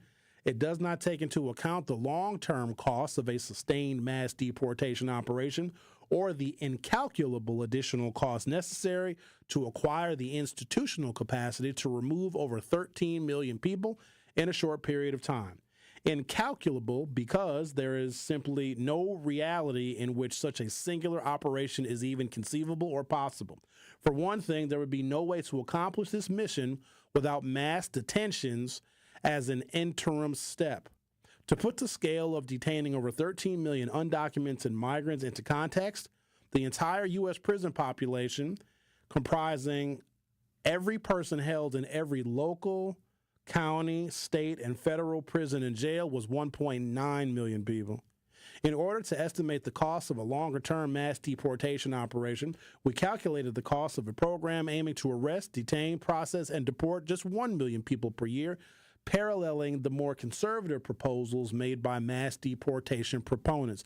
Even assuming that 20% of the undocumented population will, quote, self-deport under a years-long mass deportation regime, it is estimated the ultimate cost of such a longer operation would average out to $88 billion every 12 months for a total cost of $967 billion over the course of 10 years. So $9.67 billion over the course of a decade. This is a much larger sum than the one-time estimate. Given the long-term cost of establishing and maintaining detention facilities and temporary camps to eventually be able to detain 1 million people at a time, costs that could not be modeled in a short-term analysis. These staggering sums could be used for other benefits to Americans for the same cost as pursuing a strategy of mass deportation of just 1 million people, not 11 million, not 13 million. Here's what we can do with the money it would cost us to deport 1 million people. We could build over 40,450 new elementary schools in communities around the country. We could build 2.9 million new homes in communities around the nation. We could fund Head Start for 79 years. We could pay full tuition and expenses for 4.3 million people to attend a private college for 4 years and 8.9 million people to attend an in-state public college for 4 years. Buy a brand new car for 20.4 million people. So the cost to deport 1 million people, you could get a car. I ain't deporting nobody. I might import some people. Give me a mail order bride. Put her in a box, a bunch of postage stamps on it. And it shall arrive at my house, delivered by Amazon. Hello, Sherwin. Hello, thank you. Oh, me lovey. Me lovey Sherwin so much. Sherwin do radio. That's my mail order bride talking to me. And she's going to love me very much a lot. Oh, Sherwin, you have long day? Long day at radio? So you can't accuse me of being racist because you have no idea what nationality she is. Ha ha. Oh, Sherwin, hi, baby. Oh, radio, I listen to you. Sherwin, I have no idea about Christopher Columbus. Yeah, let me make it better for you. Yes. Mm-hmm. All right, can you guys do the Gruber thing, Rick? I gotta give the people a chance to win the $5,000 so they can get their own mail order bride. Gotta play the sound. You want me to just do it? Yeah, play the sound. One call, that's all. Now's your chance to be our one call, that's all $5,000 giveaway for the day. That's right. You can be entered to win $5,000 courtesy of our friends over at Gruber Law Offices. We'll take call number 6 right now at 833-212-1017. That's call number 6 at 833-212-1017. And you'll be entered to win $5,000 courtesy of the award-winning 1017 The Truth and Gruber Law Offices. Again, call number 6. Remember, if you or a loved one has been injured in an accident, contact Gruber Law Offices today. You can visit them online at gruber-law.com. And for official contest rules, visit 1017thetruth.com. I'm looking for caller number 6 to be entered to win $5,000. Call 833-212-1017. I'll be right back. The Truth with Sherwin Hughes returns after this on 1017 The Truth app, and 1017thetruth.com. It's Kyle Wallace, host of Truth to Power on the award-winning 1017 The Truth, and I want you to tune in every day from 12 p.m. to 1 p.m. as I engage in a community conversation I know you want to hear. From topics like our property tax bill price hike, which I know had us all shaking our heads, to the incredible MPS students getting millions of dollars worth of scholarships to pursue their dreams, I have you covered, Milwaukee. So tune in to Truth to Power every day from noon to 1 p.m. on 1017 The Truth app, and streaming live on YouTube. This is your Planned Parenthood Advocates of Wisconsin Minute. Reproductive justice is a framework, it's a movement, it's a vision for reproductive freedom. It's a right to have a child. It's a right to not have children. And this next part is really as important as the other parts. It's the right to birth and parent our children with dignity, and the right to live and parent our children in safe and healthy environments. So reproductive justice understands the ability of any person to control their destiny is directly related to the conditions of their communities. It looks at the intersections of discrimination in social, political, and economic systems, and it sheds lights on the barriers that these systems produce. And then we, reproductive justice advocates, fight against the barriers that prevent Black people and other people of color from exercising their rights. That's reproductive justice. This has been your Planned Parenthood Advocates of Wisconsin Minute. Join the Bucks and tip off Black History Month with the team's Black Excellence Game, presented by Hennessy on Sunday, February 2nd. Celebrate the next generation of Black leaders through storytelling, performances, and more. Enjoy incredible on-court action when the team faces off against Memphis, while we shine a spotlight on Black excellence in our community. Visit bucks.com/impact for details and to secure your tickets. That's bucks.com/impact. Busy commute? Surf to Tsunami Express Car Wash. In just 3 minutes, your car will look fresh and ready to get back on the road. Tsunami Express makes cleanup a breeze with state-of-the-art tunnels, free vacuums, mat cleaners, and complimentary detailing supplies. Visit any of their 5 convenient locations in the greater Milwaukee area. Tsunami Express Car Wash. Wash, chill, repeat. Get your first wash free when you sign up online at tsunamiexpress.com. Immerse yourself in a place where bold ideas are sought after, where all are encouraged to bring their personal flourish. Here, innovation is a way of life. In this city, the beat flows. Together, we're dancing to the rhythm, forward. Now, it's your turn to grab hold of that energy, where you'll remember not just the meals, the celebrations, or the oncoming coast. What you'll remember is how we made you feel. Come experience Milwaukee, where fresh meets fearless every day. You are listening to The Truth with Sherwin Hughes on 1017 The Truth, The Truth app, and 1017thetruth.com.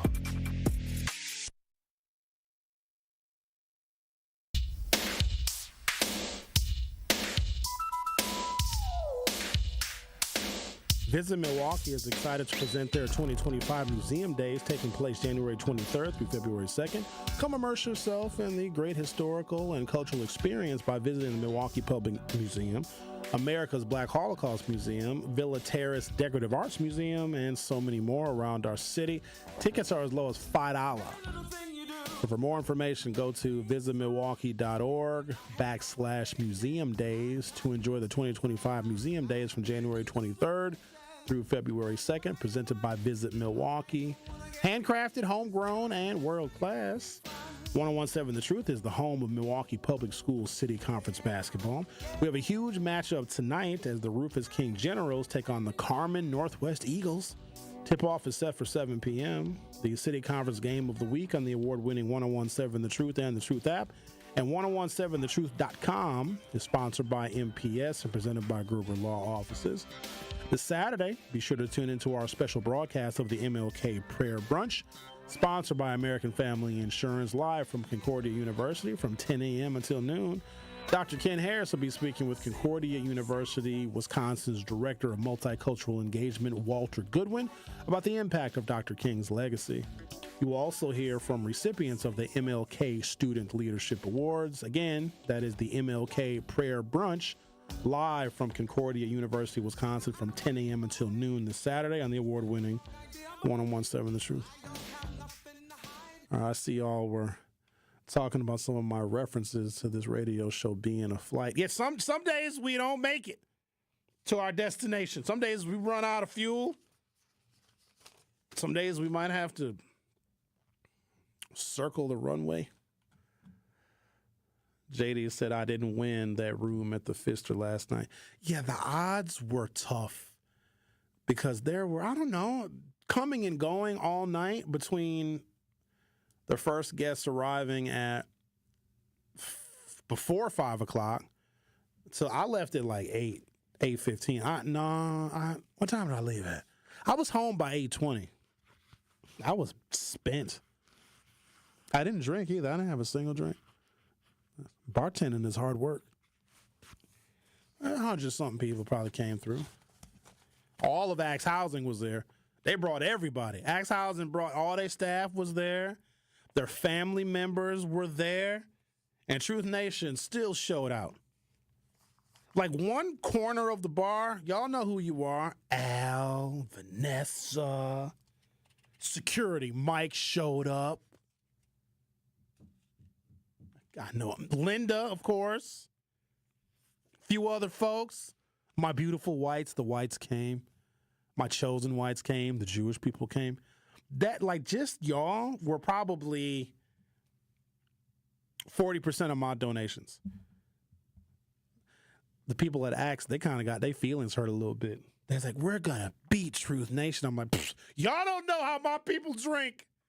And let me push back on the narrative that black people don't tip. I don't know who it was from. I have a feeling of who it was from. There was a $100 bill in my tip jar. Shout out to you. May you be covered in Jesus' blood. Have a great day. Truth to Power with Kyle Wallace is up next. 1017 The Truth is now the proud home of Milwaukee Public Schools City Conference basketball.